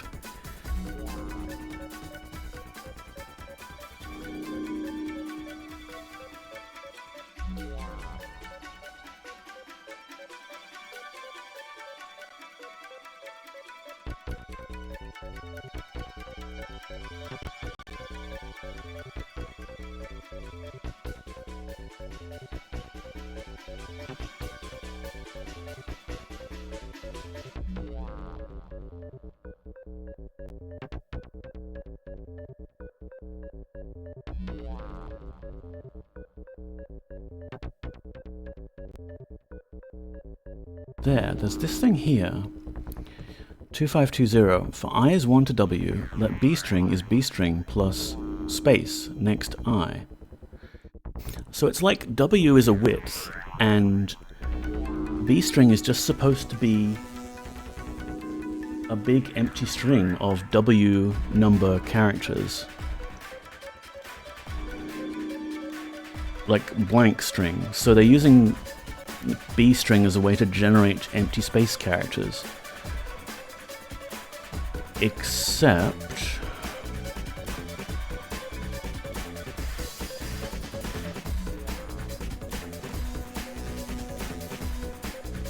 yeah, here.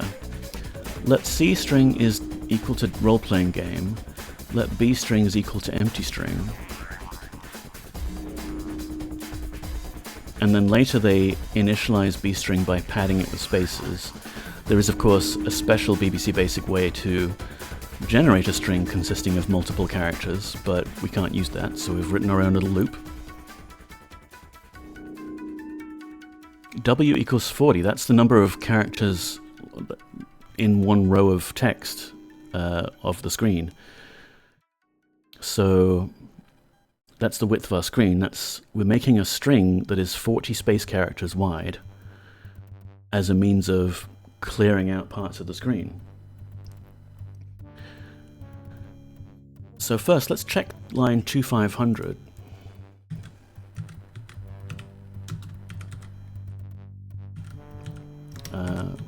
To, I guess, all of this.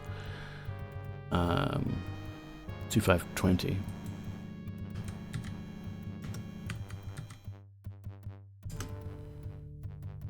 Let B string equals blank, yep. 1 to W, let B string is B string plus space, next I. So this code should have initialized these variables, but it did not run. And we can confirm that by patching in again. Let's say line 250, line 2501 is print blah end. We can end the program early and now run it. Okay, so it does end.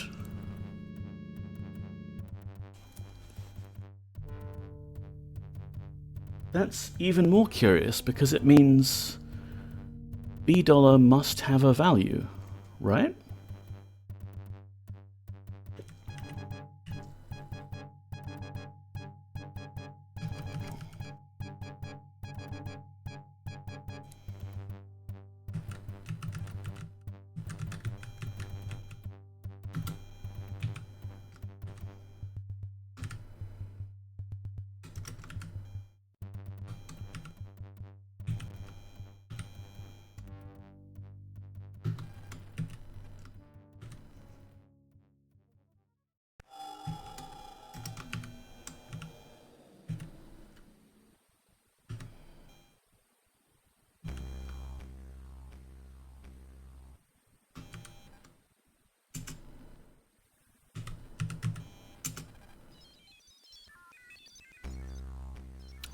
That wasn't doing what I wanted exactly. I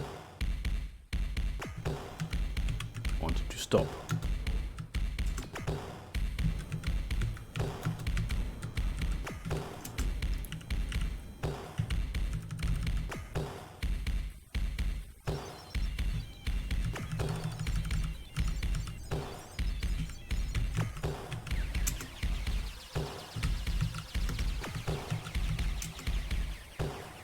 Yeah, so we have actually initialized both $C and $B, so I don't get what the game is complaining about.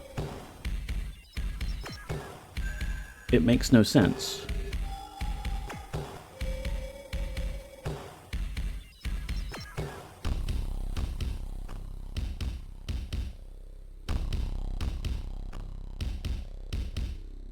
$C sounds like the name of a racing horse.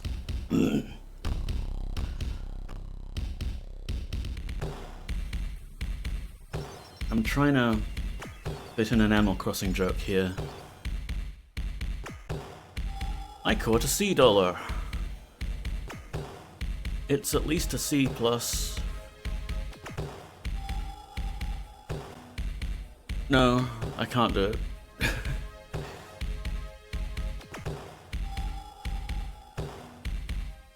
But okay, we can confirm that this game is giving us this BS error.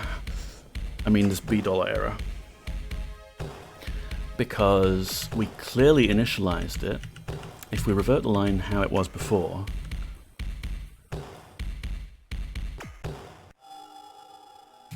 but I wonder. In fact, let's change 2501 to just a rem.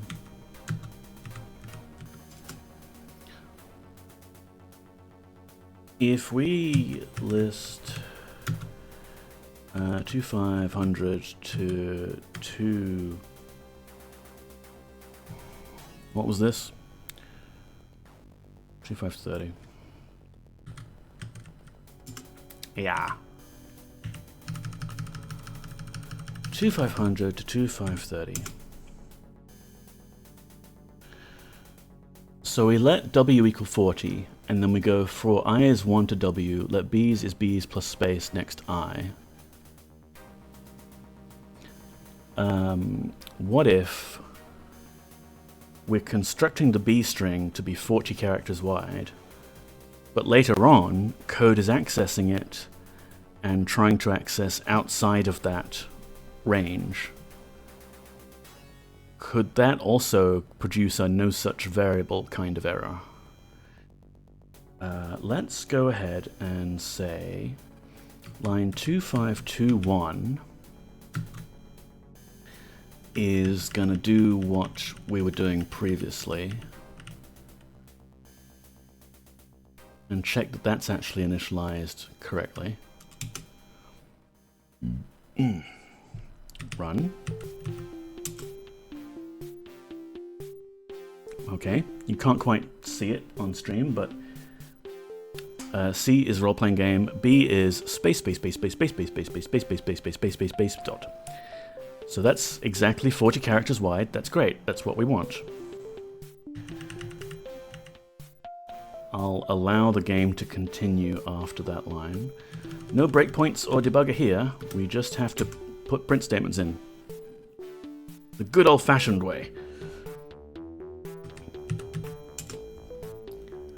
Press any key. No such variable at line 410.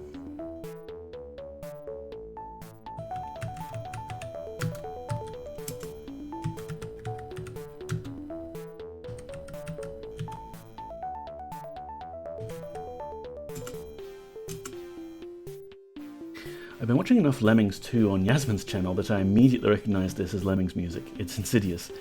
It is good. Yeah, they really got the brainworms for the music that they got. Like, it's that perfect blend of puzzle game and like kind of repetitive music that just gets inside of your brain meats. It's like the Tetris theme.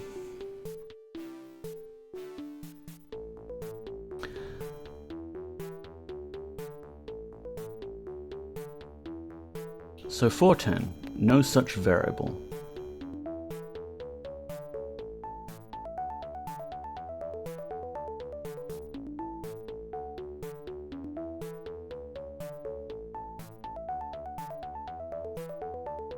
The thing is, it's going left string of B string W, which would mean the leftmost 40 characters of B string. But B string is already 40 characters wide anyway, so why would you bother? Why would you not just simply write this as B string? And print tab 05, that's what? Is it row column? Why would you blank that bit out? I don't understand. Let's go back to this bit of the code.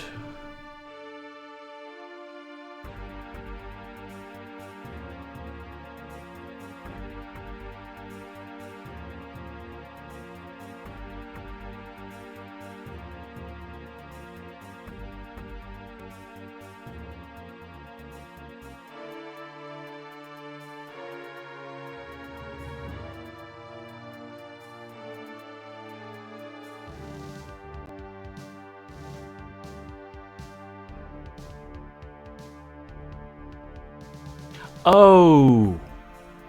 Oh, jeez. Oh, I see it. Would you believe it? There's like one character that either I missed or I failed to properly type, and it has completely redefined the meaning of this line because we've packed multiple things into the same line.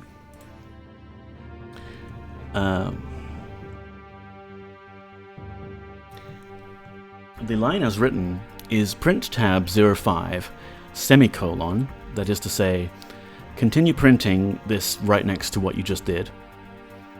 Left string B string comma W are blank spaces, semicolon,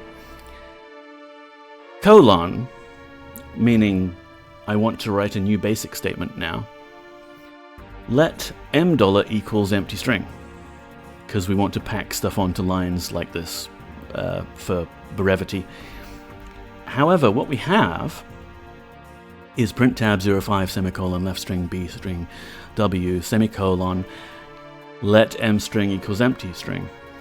So because we missed the colon character here, the basic interpreter thinks we're trying to access a variable called let, and it is rightly telling us that there is no such variable.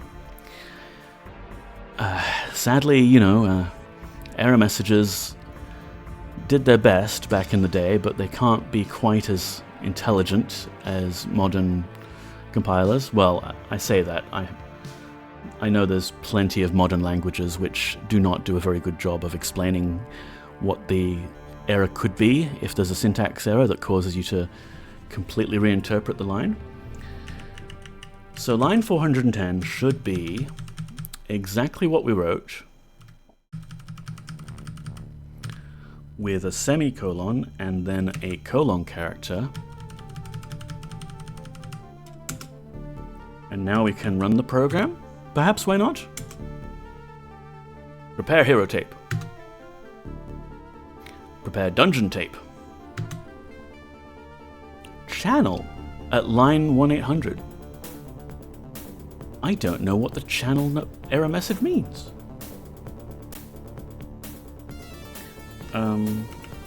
Presumably we are loading... Oh, right. One step closer, yes. So here's the next issue.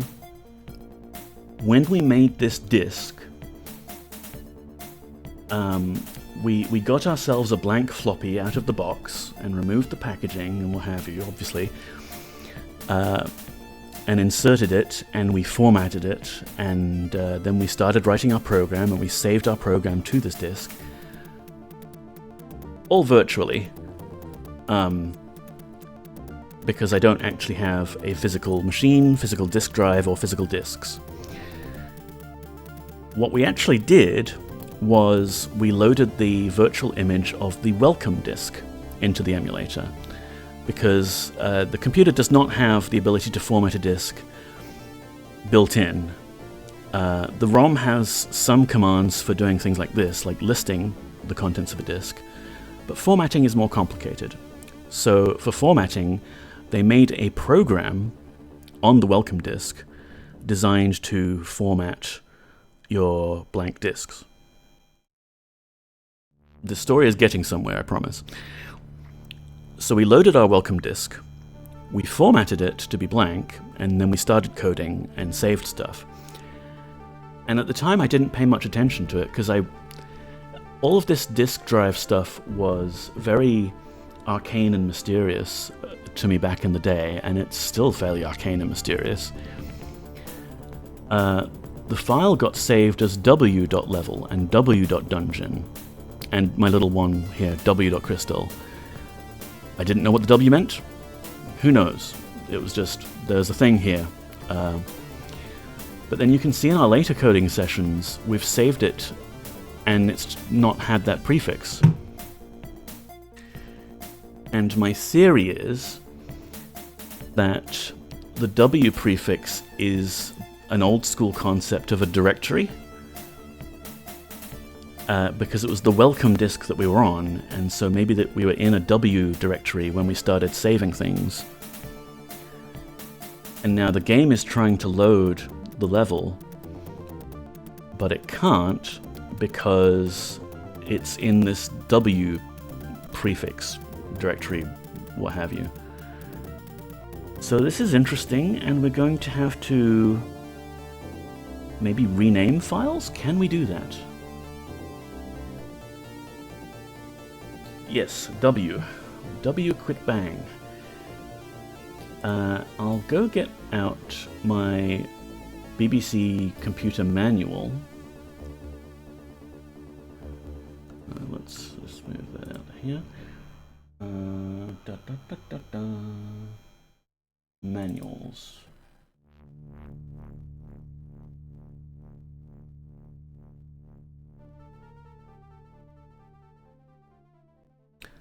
Alright, so this is the BBC manual that came with the computer. It was this beautiful ring-bound slab of paper with everything you needed to kind of understand how to use the computer, and like a little chapter on every keyword in the BASIC, and most of the keyword explanations would even include little sample programs that you could type in just to kind of learn how it works. Absolutely fantastic user manual. You don't get things like this anymore.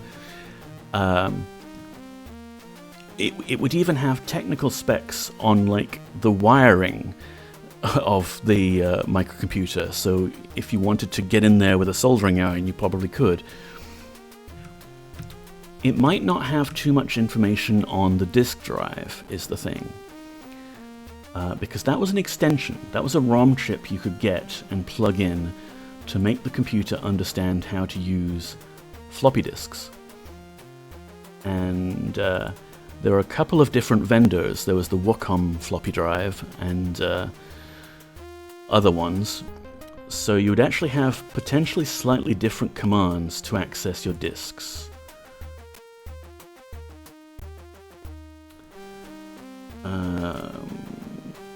Let me go looking for some sort of index.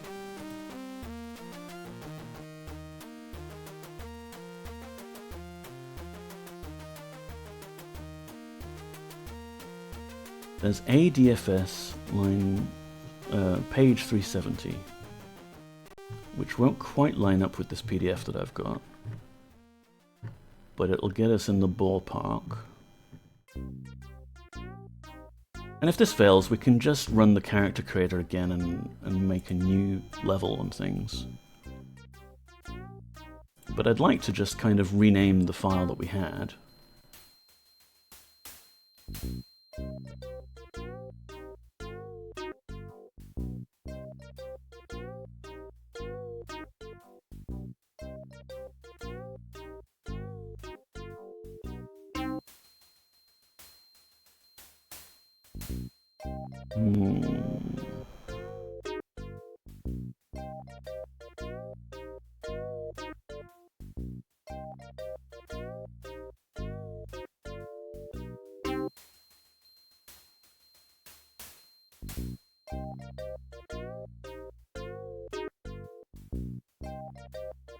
So it's talking about cassette files.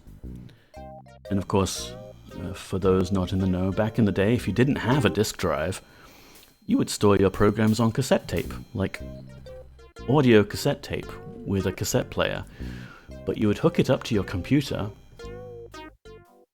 hit the record button, and then instruct your computer to start screaming down the cable that connects the computer to the cassette recorder.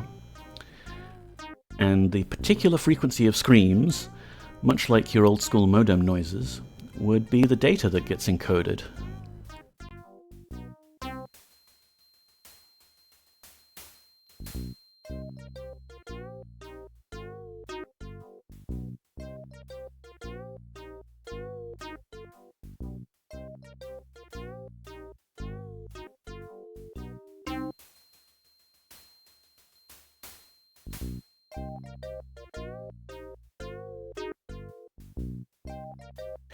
Okay, yeah, here we go. What we could do is basically make our own little file, reader and writer. Because that's how the game does it. It either prints it to a file handle, or it reads it from the file handle. And it happens that the game is set up to do that in, you know, just like a simple string of data. So we could even have a look at what our data file looks like.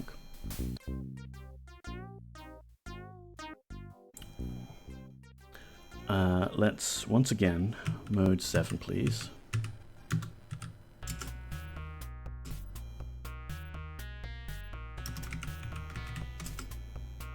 And this will be good, because then we have a backup copy of our level and things like that.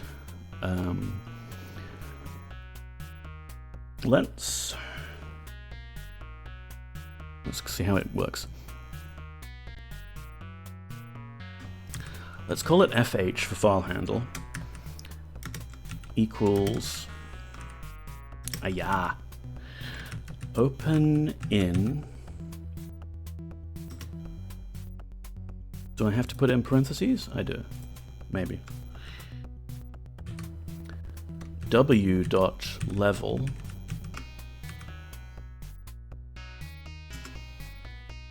okay.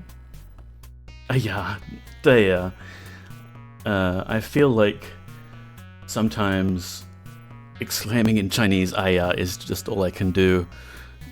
I'm not sure it really has an English equivalent. Like, oh bother, you know, it's just nice.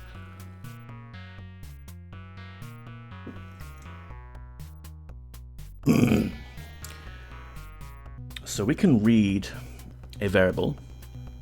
Let's call it $, equals input from file handle. Wait, no, hang on. That's not how they do it, is it? They go input blah comma variable name.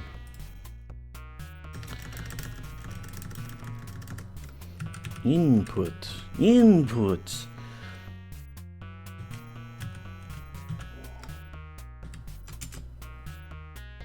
And now we can actually potentially print the contents of our level file. Shall we see what it looks like?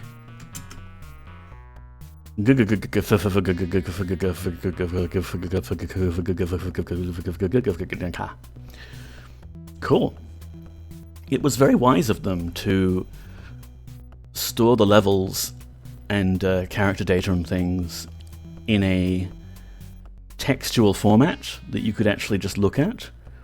They could have made it binary, but this makes it kind of easy to see, like, you know, we had G for the walls, and F must be open spaces. I knew it. James isn't a real person. He's just a voice synthesis engine. Text-to-speech. No. I am a real human, and not a deepfake run by Poppy the cat. This is a real human stream, and not a cat running it. Being a cat on Twitch would violate the terms of service.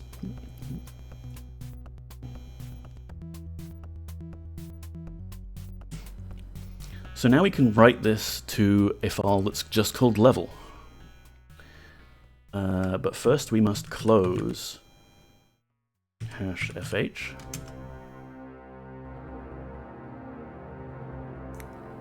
And now we can do fh is open out level, suitably dramatic music. Now we print, but instead of printing it to the screen, we print to the fh, the file handle, $,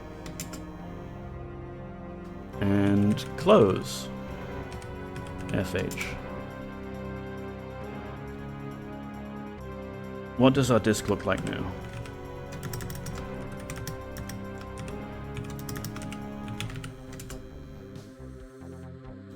Excellent. Our disk now actually has a level file on it in whatever is the equivalent of the root directory concept here. So, if I just download this disk image again, so I keep a copy of it locally.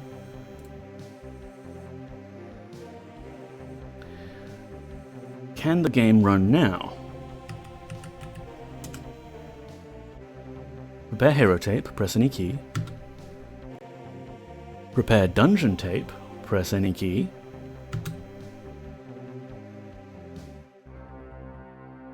Level 2 deep, rewind tape, to position for level 1. No such variable at line 1760. Interesting. Level 2 deep is an error message the game makers put in there.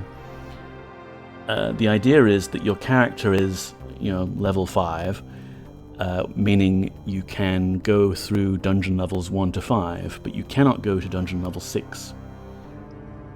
You actually have to complete level 5 to be, to go up a level in experience. In our case, we only have the 1 dungeon level, and our character should also be level 1.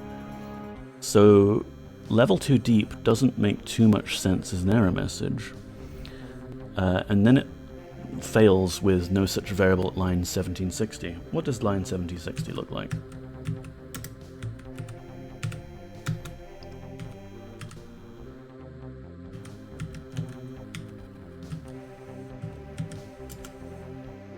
Oh, that's not pretty.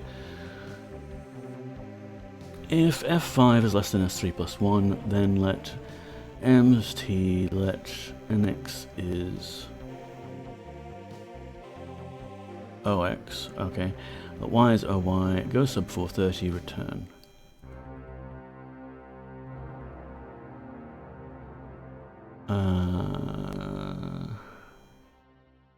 No such variable.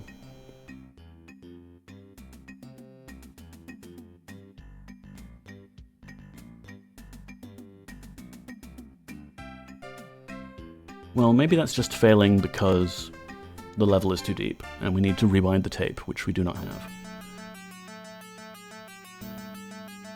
Well, if you make ChatGPT say ha ha ha ha ha and make it read it aloud, it's terrifying. Yes, I can imagine that is terrifying, Stardrop Thistledown.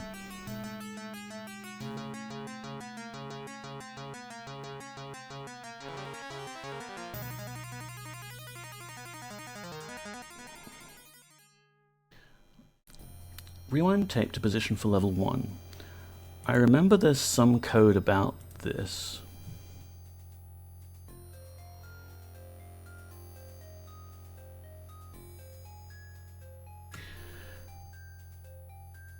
I don't remember it being like level 1 no spaces, but maybe we just didn't bother putting a space in there. Or maybe we were like, okay, we need to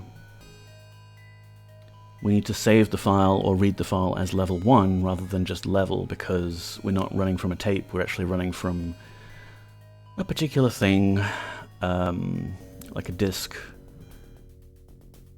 Let me just check what that code is supposed to be doing. Honestly, if we can just play 1 level, I will consider it a win. Oh, here we go. Level 2 deep, rewind tape. To position, for level, f of 5. So we got here because we presumably jumped to line 1960. Where do we jump? Here we are. 1920 says, if level is greater than f5, then go sub 1960, go to 1760. So f of 5 must be our level score for the character, and LE is the dungeon's intrinsic level. Oh hey, that's your Serpent Isle automaton voice. No, this is my normal voice that you are hearing me speaking with, Stardrop Thistledown.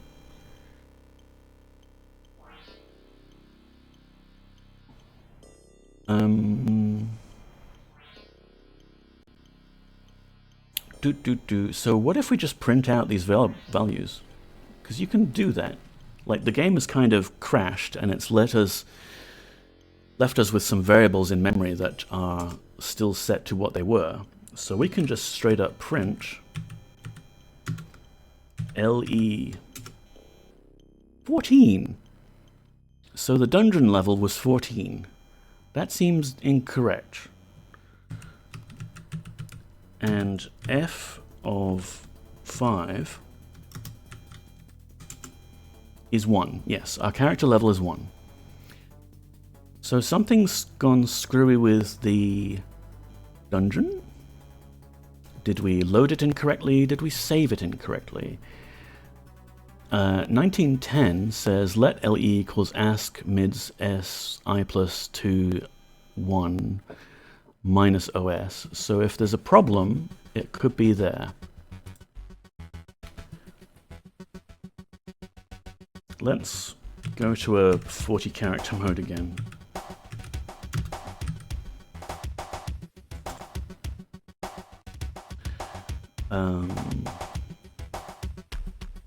Boop, boop, boop, badoop, badoop.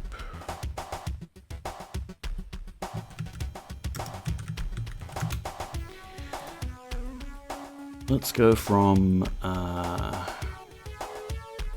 let's look at the whole dungeon level loading code, actually. 1770 to 1920.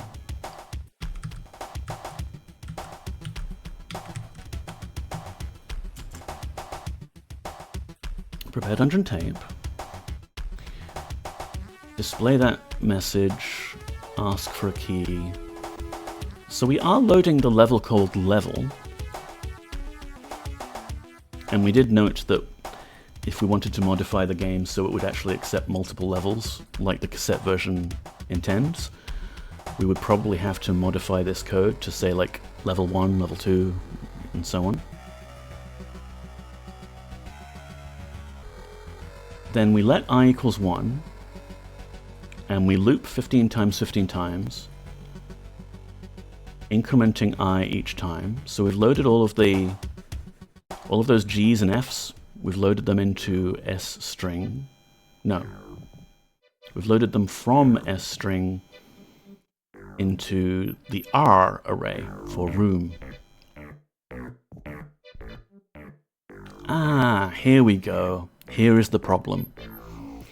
So 1890, 1900, and 1910 go let IX equals ask mids SI1 minus OS. IY is ask mids SI1 blah blah. Let LE equals ask mids SI1 blah, blah. All of these were supposed to be sequentially reading a character from the S string and converting them to a number for presumably the player's initial X position, Y position, and level number. But instead, we've read them all from the same number. It's supposed to go +1 and +2 there. As an alternative fix, rather than rewriting these two big lines, we could just increment I, because that's what it's doing for everything else. So let's go and write our own little patch. Line 1895, let I equals I plus 1. And then line 1905 can do the exact same thing. The music and reading what you were just reading together gives the same vibe as reading to the clam in King's Quest 6. I haven't played King's Quest 6 actually, but I think from the music that's currently playing, I think I can piece together the general vibe. What is this anyway? Commander Keen, Bullfrog. So now we've incremented I correctly. We could possibly run the game. Please, perhaps, why not? It's nearly lunchtime.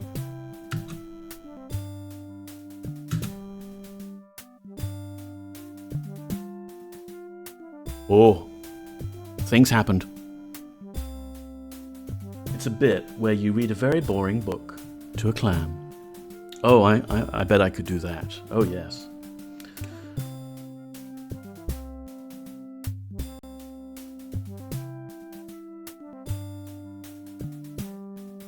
So, things have happened. Check this out. Let's move it so you can all see everything. Poggers. Barbarian. We've definitely loaded our character. Strength 14. Vitality. Aura 1. Face West. Experience 1. I can see there's some sort of skull monster here in the to the left of the word face. I don't see where we are. I know that the dungeon is supposed to be dark initially, but this seems incorrect somehow. Something's not quite working. But shall we push keys and see what happens?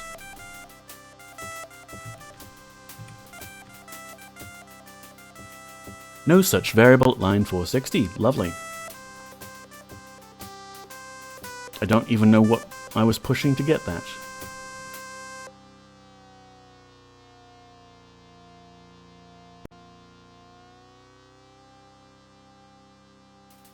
Oh, it's B's nuts again.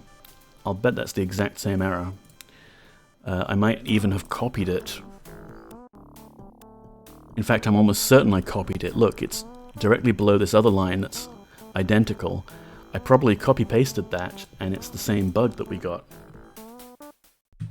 List 460. Yep, no such variable let. Would have been a much more helpful error message, but here we are. I do love this Commander Key music.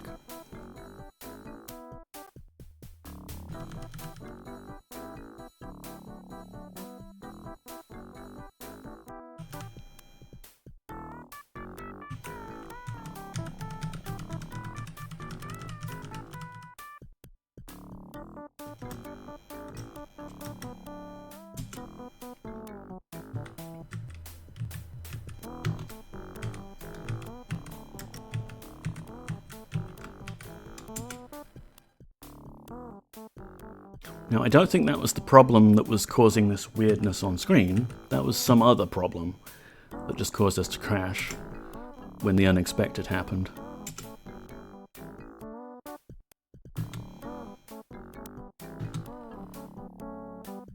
But who knows? Maybe everything will work fine now.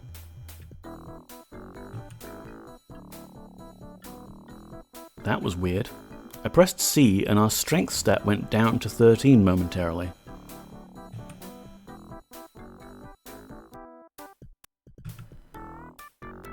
M. N. Okay, I face north now.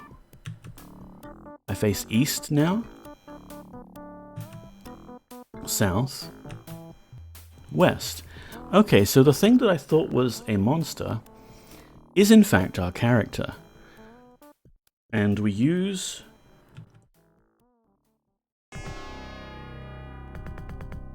B and N to rotate, as one does. Let's look up the actual instructions for the game, because the keys are not intuitive, let's put it kindly. Keys you use to play: B, N, and M to move forwards.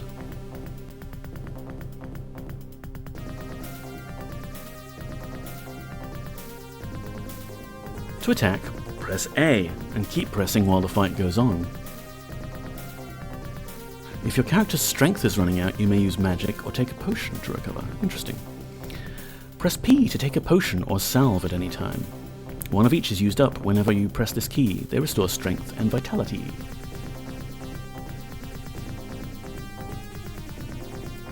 G to pick up objects. C to use magic, but we are a barbarian. S to save. M to move.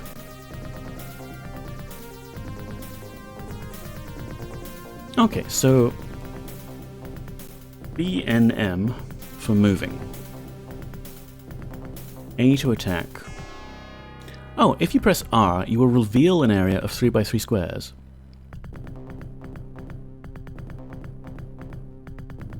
Let's try some stuff then.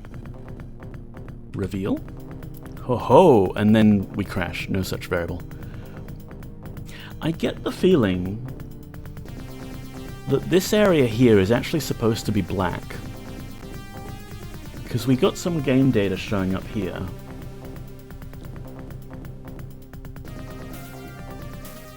I think whatever is supposed to be rendering this bit black either got the colors confused or it's just looping over line 1 and not doing all 15. Might debug that later. Let's tackle the showstoppers first. What is line 660? It's probably this exact same damn problem of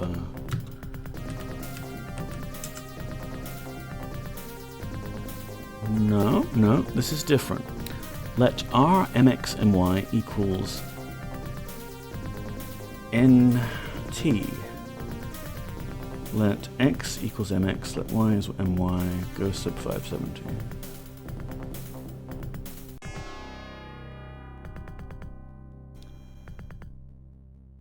So I wonder if that's an m versus n problem. Line 660.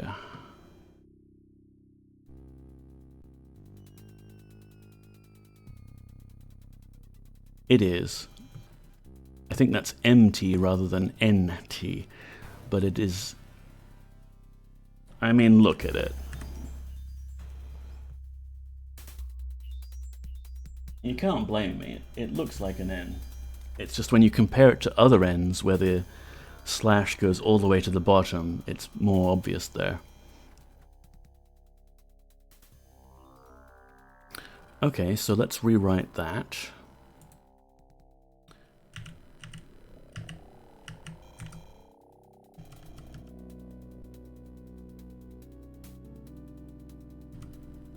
In.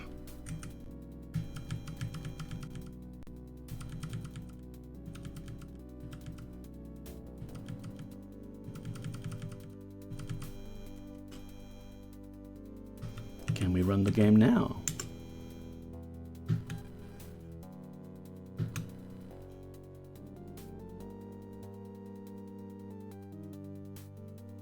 Move? Cannot move that way.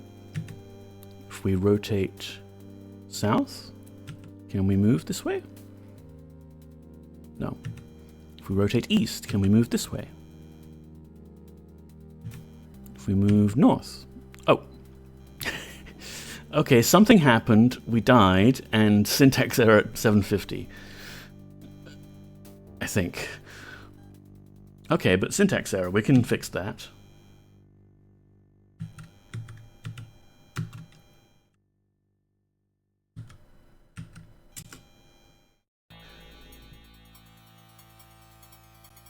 I suspect we're missing an if there.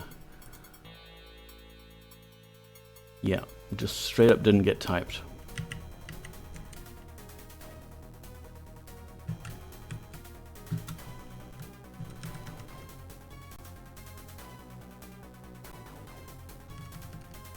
We are approaching some semblance of working game code.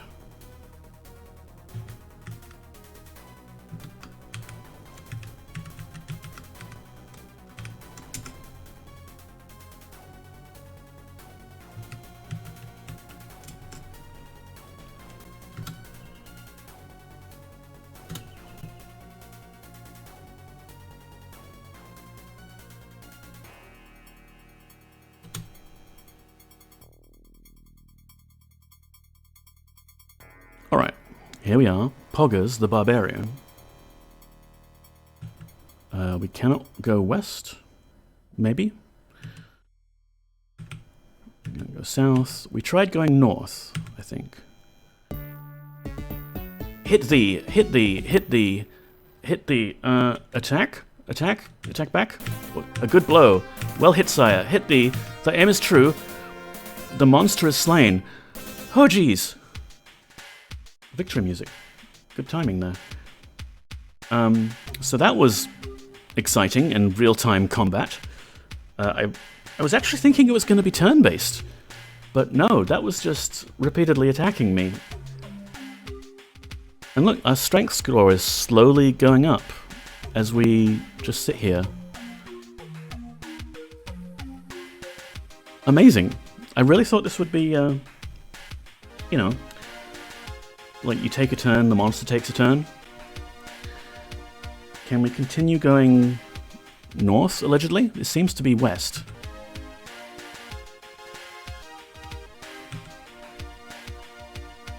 Oh, that's a safe spot there. Can we rotate back? We can stand on the safe square, and monsters can't attack us here, right? I can't move south. Maybe some of the movement code is broken. Because that definitely wasn't north. In fact, it feels like the only direction we can go is left, screen-wise. What happens if we use R for reveal now? Do we crash the game? No, nothing happens. There we go. Okay. I don't remember exactly what our dungeon level looked like, but this is vaguely familiar. I don't know why our movement controls are broken, though. Like, we're definitely able to turn around on the spot. But pushing M for movement was only functioning when face equals N.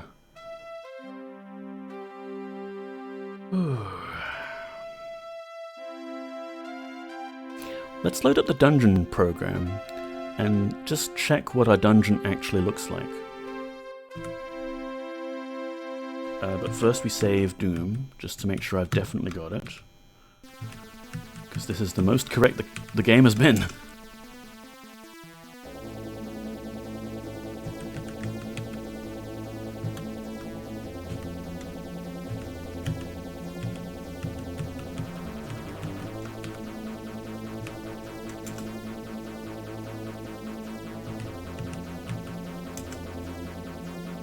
Oh, that's right.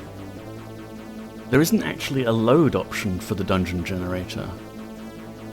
There is only save. So I don't want that. I mean, I guess we can do our thing to look at the level again, but...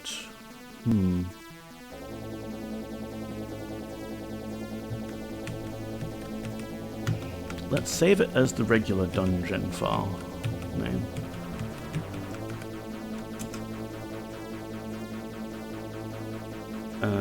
Then reload the Doom game.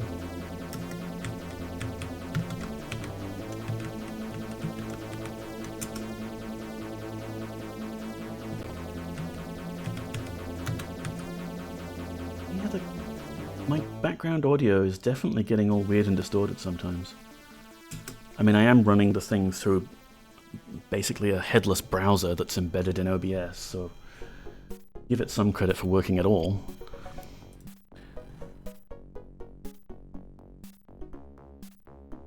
Oh, is that not part of the song? Well, you heard it was kind of going like just kind of slowing down briefly and then speeding up, like it's trying to do pitch correction. I don't know. It sounds weird to me. I don't think it's quite accurate.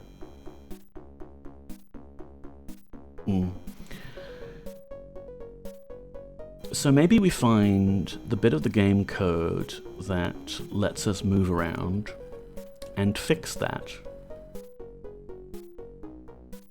Frankly, I would quite enjoy the ability to move in all 4 cardinal directions directly, but the game wants us to rotate.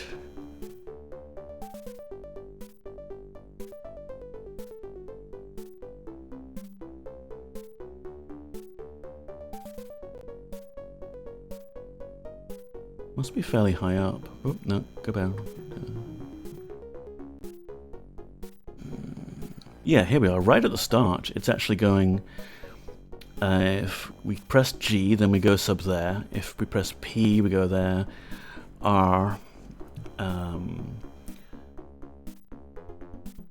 save... B and N. We change our facing direction. And that seemed to actually work. But line 150, if I string equals M, this is probably where the bug is regarding movement.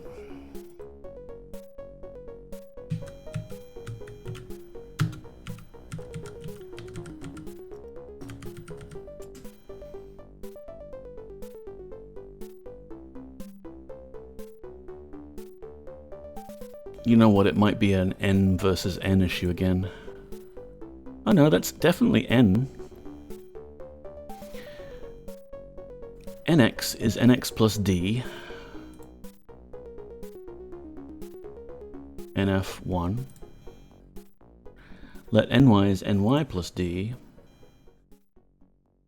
NF2. So maybe we fucked up this D array that's supposed to have the directional values in it.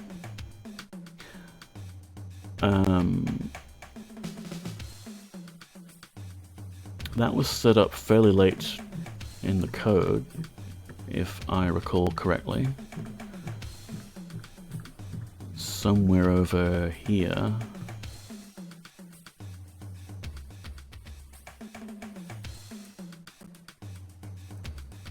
There. 2670 and 2680.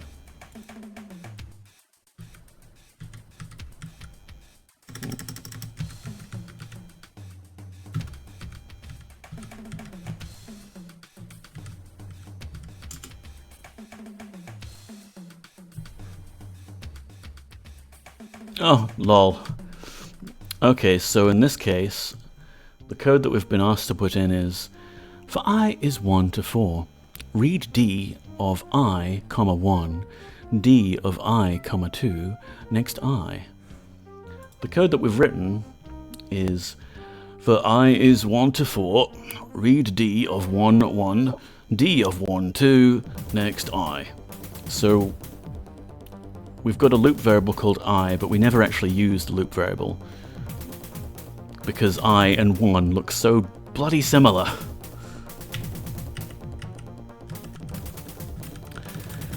Easily remedied.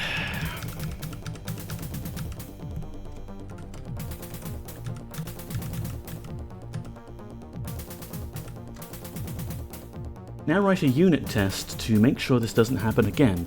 Welcome in, Stephmatician, and kindly fuck off. No fucking unit tests. No. Don't get me wrong. I am an advocate for well-tested code, and I like tests where applicable, but too much trauma, okay? I'm still processing the trauma.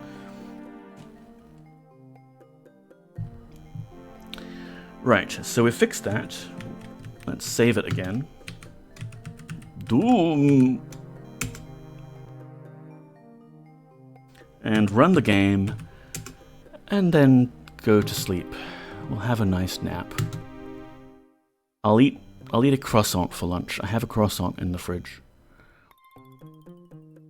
Alright, so we're facing W. Can we move? Oh, hit thee. Attack! A good blow! Hit thee! Well hit, sire. Hit thee! A good blow. The monster is slain. Check out those beeps and boops. That was intense. Can we get anything? No. Can move on to this safe spot. I don't know why our vitality doesn't have a score. I'm trying not to think about it too much, but like we've got a strength of 13, and strength seems to go down as we do stuff. Maybe? It was going down before. It's happy at 13 now. Oh, there's a trap. Traps apparently slow you down. Yeah, there we go. Our strength has dipped to 12. And here's how I know we're not rendering the game screen directly properly. Because we're making a little tunnel here. Ooh, treasures. Turn around. Let's get that treasure. Oh, okay. We pick up the thing in front of us, not on top of us.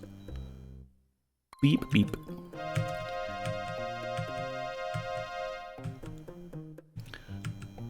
Where else can we go? Oh, we've hit a wall. Let's use R to reveal some tiles around us. Cool, cool.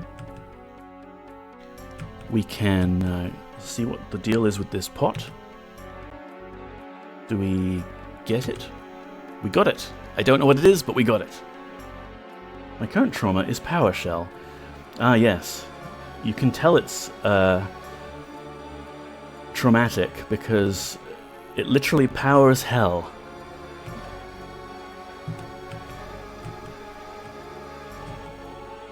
Alright, we found the game wall that we added.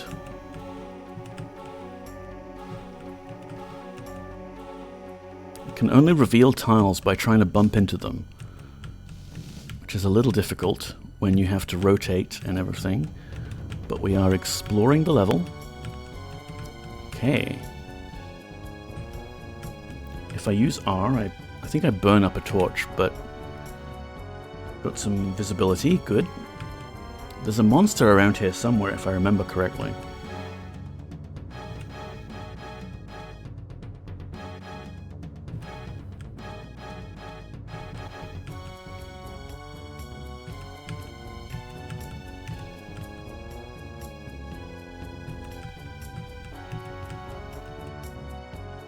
Pretty cool music for dungeon delving. Imagine if we had this fidelity of graphics, but this fidelity of music in computers of the era. Like, cool, you can have, like, CD audio, but only 8-bit graphics. Okay, no monster. Maybe I was misremembering and I only placed one monster this time. That just made hell seem so much more real to me. You're welcome. Glad to be of service. Reveal! Aha! And there is the exit. Was there any other treasure here? You see, that door at the top, I thought that door at the top was supposed to be the entrance where the player comes into the level. But either due to a bug or something I didn't understand, we started the game in the bottom right kind of corner there. But there it is. That's our game level that we made several streams ago. Now, either this door is the exit. Nope. Or this door is.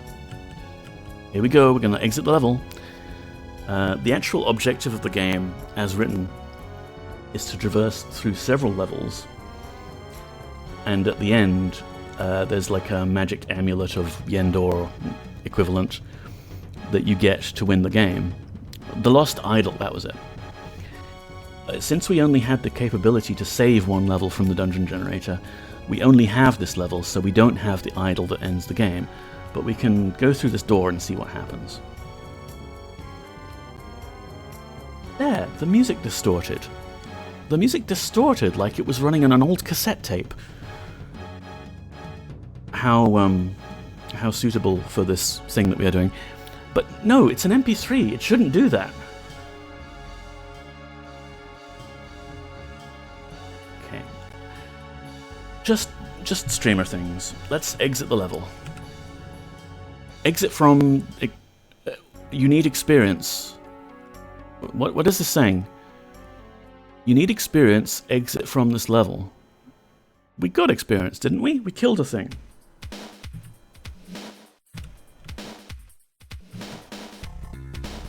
Curious. So, okay, it's still failing to draw the level properly. But apparently I guess we need to kill lots of things to level up and then exit. So the level that we created is not even actually suitable because I guess we need more monsters to kill before we can leave. But you know what? We got the game running. Slightly glitchy, but we got the game running. And that is a win, and it is lunchtime now for you regular folk. So I'm gonna exit the game, we're gonna leave the stream, we're gonna save. Like, let's just review all this code that we've written. Whee!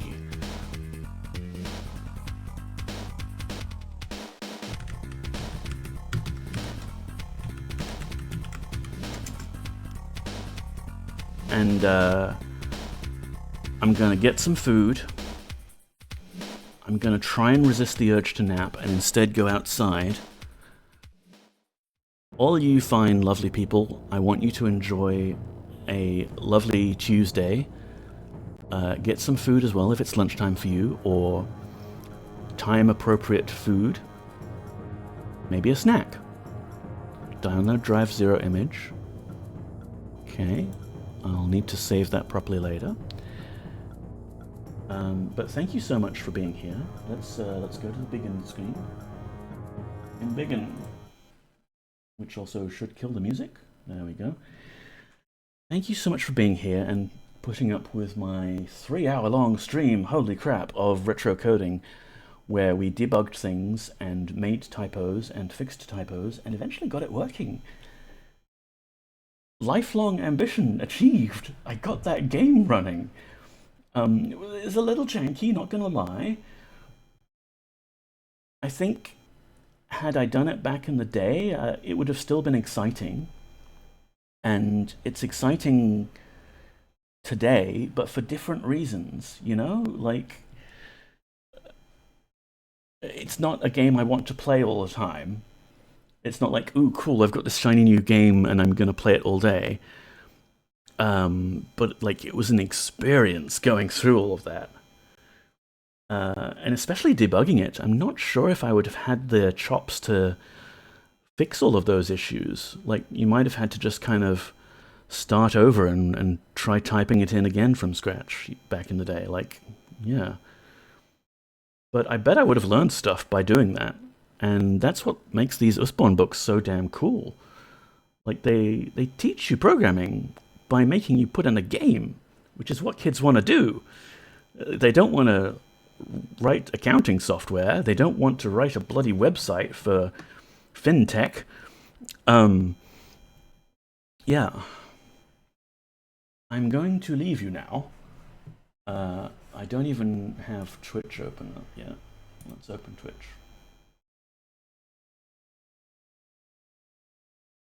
Like, am I even capturing from the correct sound source? I don't know. What's Tawi doing? Quest for Glory 5.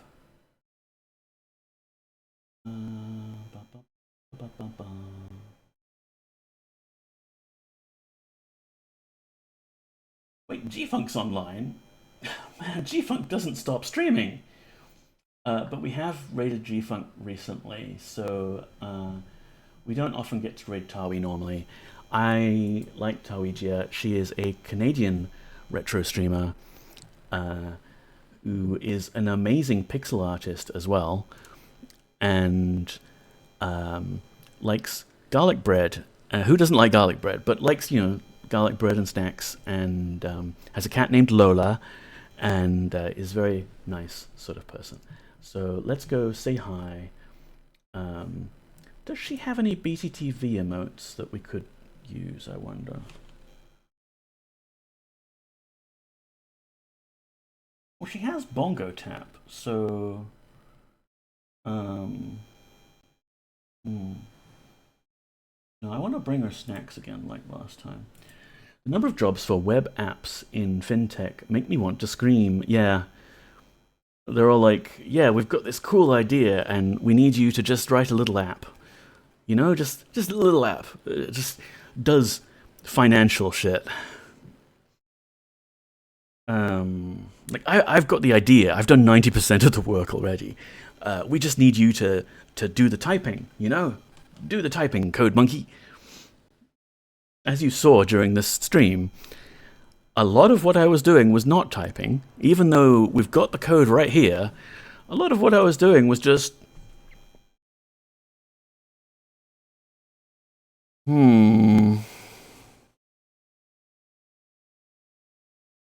That's what real programming looks like. Managers looking around, like surveying their workforce, not seeing hands on keyboards. They're like, ooh, this guy's not being productive. But no, it's all up here, damn it. Anyway, got a raid message. If you're on mobile, here's Tuija. She's lovely. But I thought maybe like we could change up the old raid message a little bit by doing something like, and we brought snacks, popcorn. What are other summer emotes that people have? Doritos.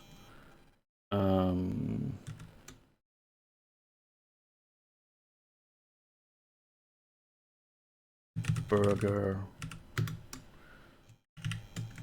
I mean, that'll do, right? If you've got BTTV, then the burger will show up properly. But yeah, let's initiate raid, and I can happily stop trying to use my brain. My brain is tired. My brain thinks it should be nap time, and I'm trying desperately to convince it otherwise. But you know how it is. It's difficult. I appreciate you all for being here. It's so nice to have people to chat to, but I appreciate the lurkers as well, and I appreciate the very crazy people who want to watch this kind of thing on YouTube after the fact. But hey, yeah, maybe just you want to listen to the tunes and vibe a bit, pretend like people are working next to you. Co-working streams are a thing. They're nice. Take care, everyone. Be safe. I will see you Monday at 7 p.m. my time, which is 9 a.m. UTC. Bye-bye. Thanks, James. Thanks for being here, Stardrop. I want to make this more automated.